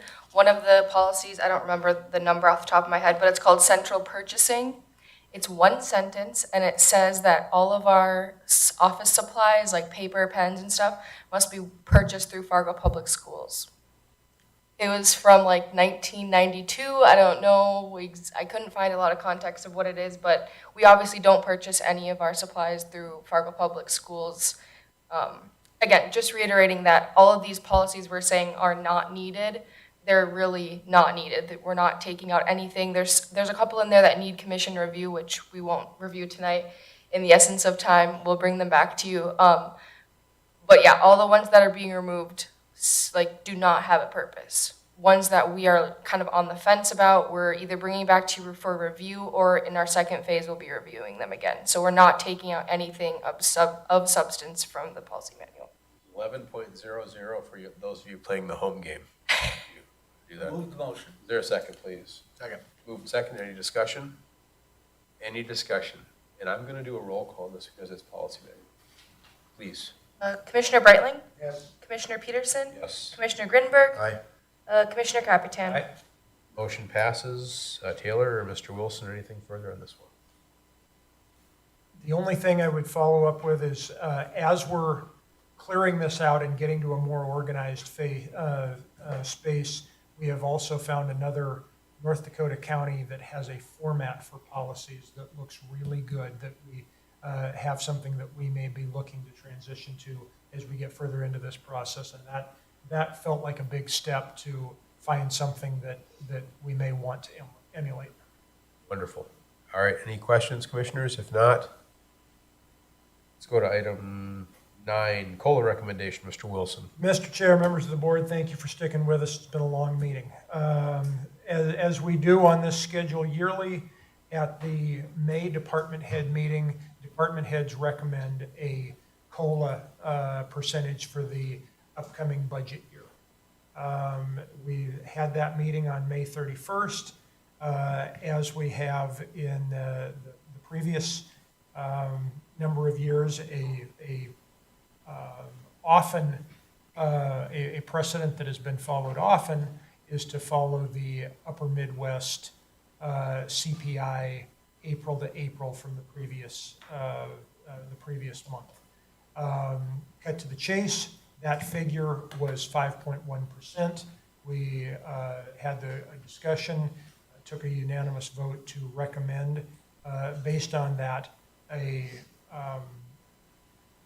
5.1% COLA amount be the starting point for the budget for the 2024 budget. Now, if I can back up a little bit, in previous years, when we've used that Upper Midwest CPI, the discussion has been that this is a precedent that we generally follow, even if it's not been uniform every year, but generally it's followed.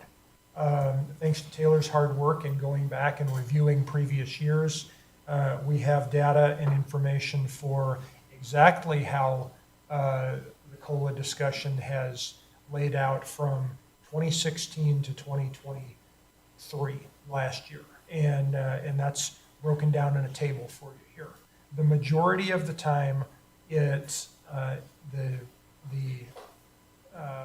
you have followed the CPI for that COLA amount. Let's see.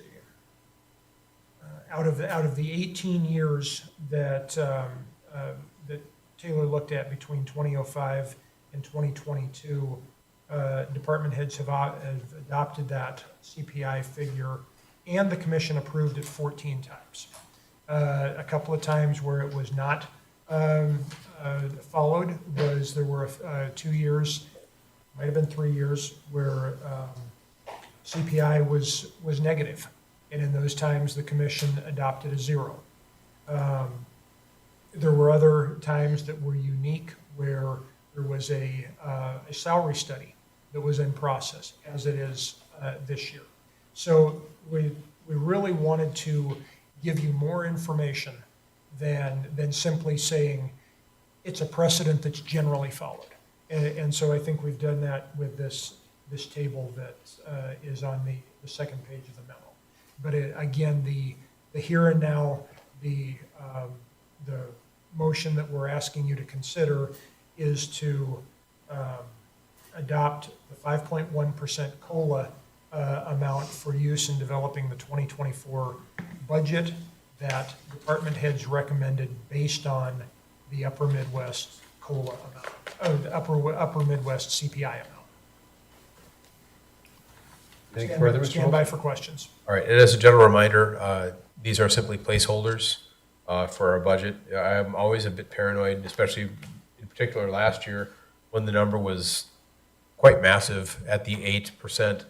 I said the last year, and I'll reiterate again, I didn't want to get people's hopes up, expectations, because these are large numbers, especially when we start getting to the higher tiers. So I want to emphasize, regardless of which way we go today, to our team members that this does not lock anything in. There is a line within our memo as well that addresses a 1% ND PERS contribution.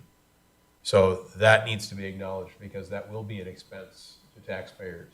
And again, 1% of our salary, knowing that a goodly portion of our overall budget is salary. It's our people, right? Our buildings aren't that expensive. Yes, they're expensive, but not really in the scheme of things. It's our people. And 1% followed by, I'm anticipating something else in coming years, long after I'm gone, when we need to shore up pensions. I think this will, again, be sort of a tumbling rock downhill. So again, placeholder, let's not get our hopes up. Let's hope our budgets work out as well as we think they're going to. And yeah, so that's how I feel about that. Commissioners. Move for approval. Is there a second, please? Second. Moved and seconded. Any discussion on the motion? Any discussion? Any discussion? If not, roll call, please. Commissioner Breitling? Yes. Commissioner Peterson? Yes. Commissioner Grinberg? Aye. Commissioner Capitan? Motion passes. Mr. Wilson, anything further? Nothing further. Standing vouchers. Commissioner Breitling, please. I had Vouchers. an opportunity to visit both with our Director of Finance and Sarah in her office. And any questions that I had have been resolved, and I move the approval. Is there a second, please? Second. Moved and seconded. Any discussion? Any discussion? Any discussion? If not, roll call vote, please. Commissioner Grinberg? Aye. Commissioner Capitan? Aye. Commissioner Breitling? Yes. Commissioner Peterson? Yes, motion passes. Committee reports, Mr. Wilson. Mr. Chair, no report. I was going to say it's 7 o'clock, brother. Commissioner Breitling. Bear with me. And I'm not sure that we can take action, but as your designated representative with Lake Agassiz Research and Development, I've been on the phone and visited with Amber Wirtz, the director, concerning a problem at Mapleton with a community development block grant for Horsch Anderson. It's now just Horsch. Yep. The problem is the infrastructure that went into that block grant paid for went all the way out to the interstate where that facility is. But since then, other businesses have developed dramatically in between. However, that block grant counts only the employees that are Horsch Anderson employees increasing by number. And that has not met the goal of HUD And they're threatening to pull that grant back from the city of Mapleton, which would cause a financial disaster for that small community. What Amber is doing is putting together letters from the companies in between who have grown and added employees who aren't being accounted for under this block grant, to try to get HUD to maybe adjust their thinking a little bit so that this isn't a financial disaster for the city of Mapleton. They're requesting that our chairperson sign a similar letter that Holland Enterprises and others have sent in who have actually grown because of these infrastructure improvements, to try to get HUD to back off of their, what would be a disaster for the city of Mapleton. I'm requesting that we authorize our chairperson to sign a copy of that letter after he's had a chance to review it and has no objections to it.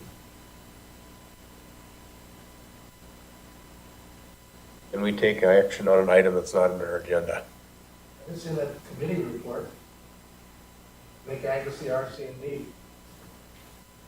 And that's my portfolio.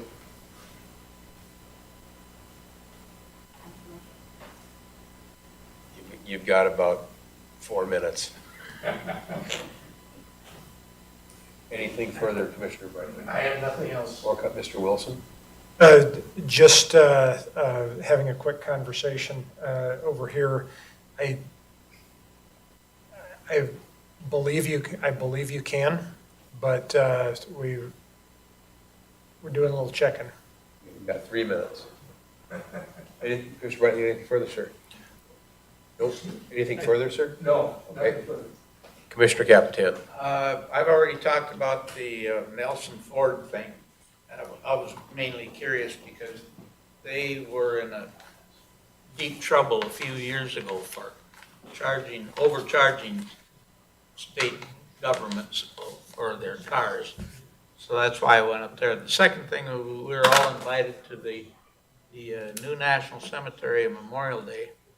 And I was out there, and Bernie Dardis, I think, was the only other city official that was out there. They had about 200-300 people there, and it was very impressive. I was there, and Mahoney was there too. Oh, you were there? Dad, I brought my dad out there. Okay, I didn't, I sat with Roger Gress, so, and then Toby McPherson, he scared the hell out of everybody coming over behind on his first Passover and his P-51. That was impressive. No, it was a good show. Anything further, sir? No. Commissioner Grimberg? Waiting for Robert's confirmation, and I'll make a motion.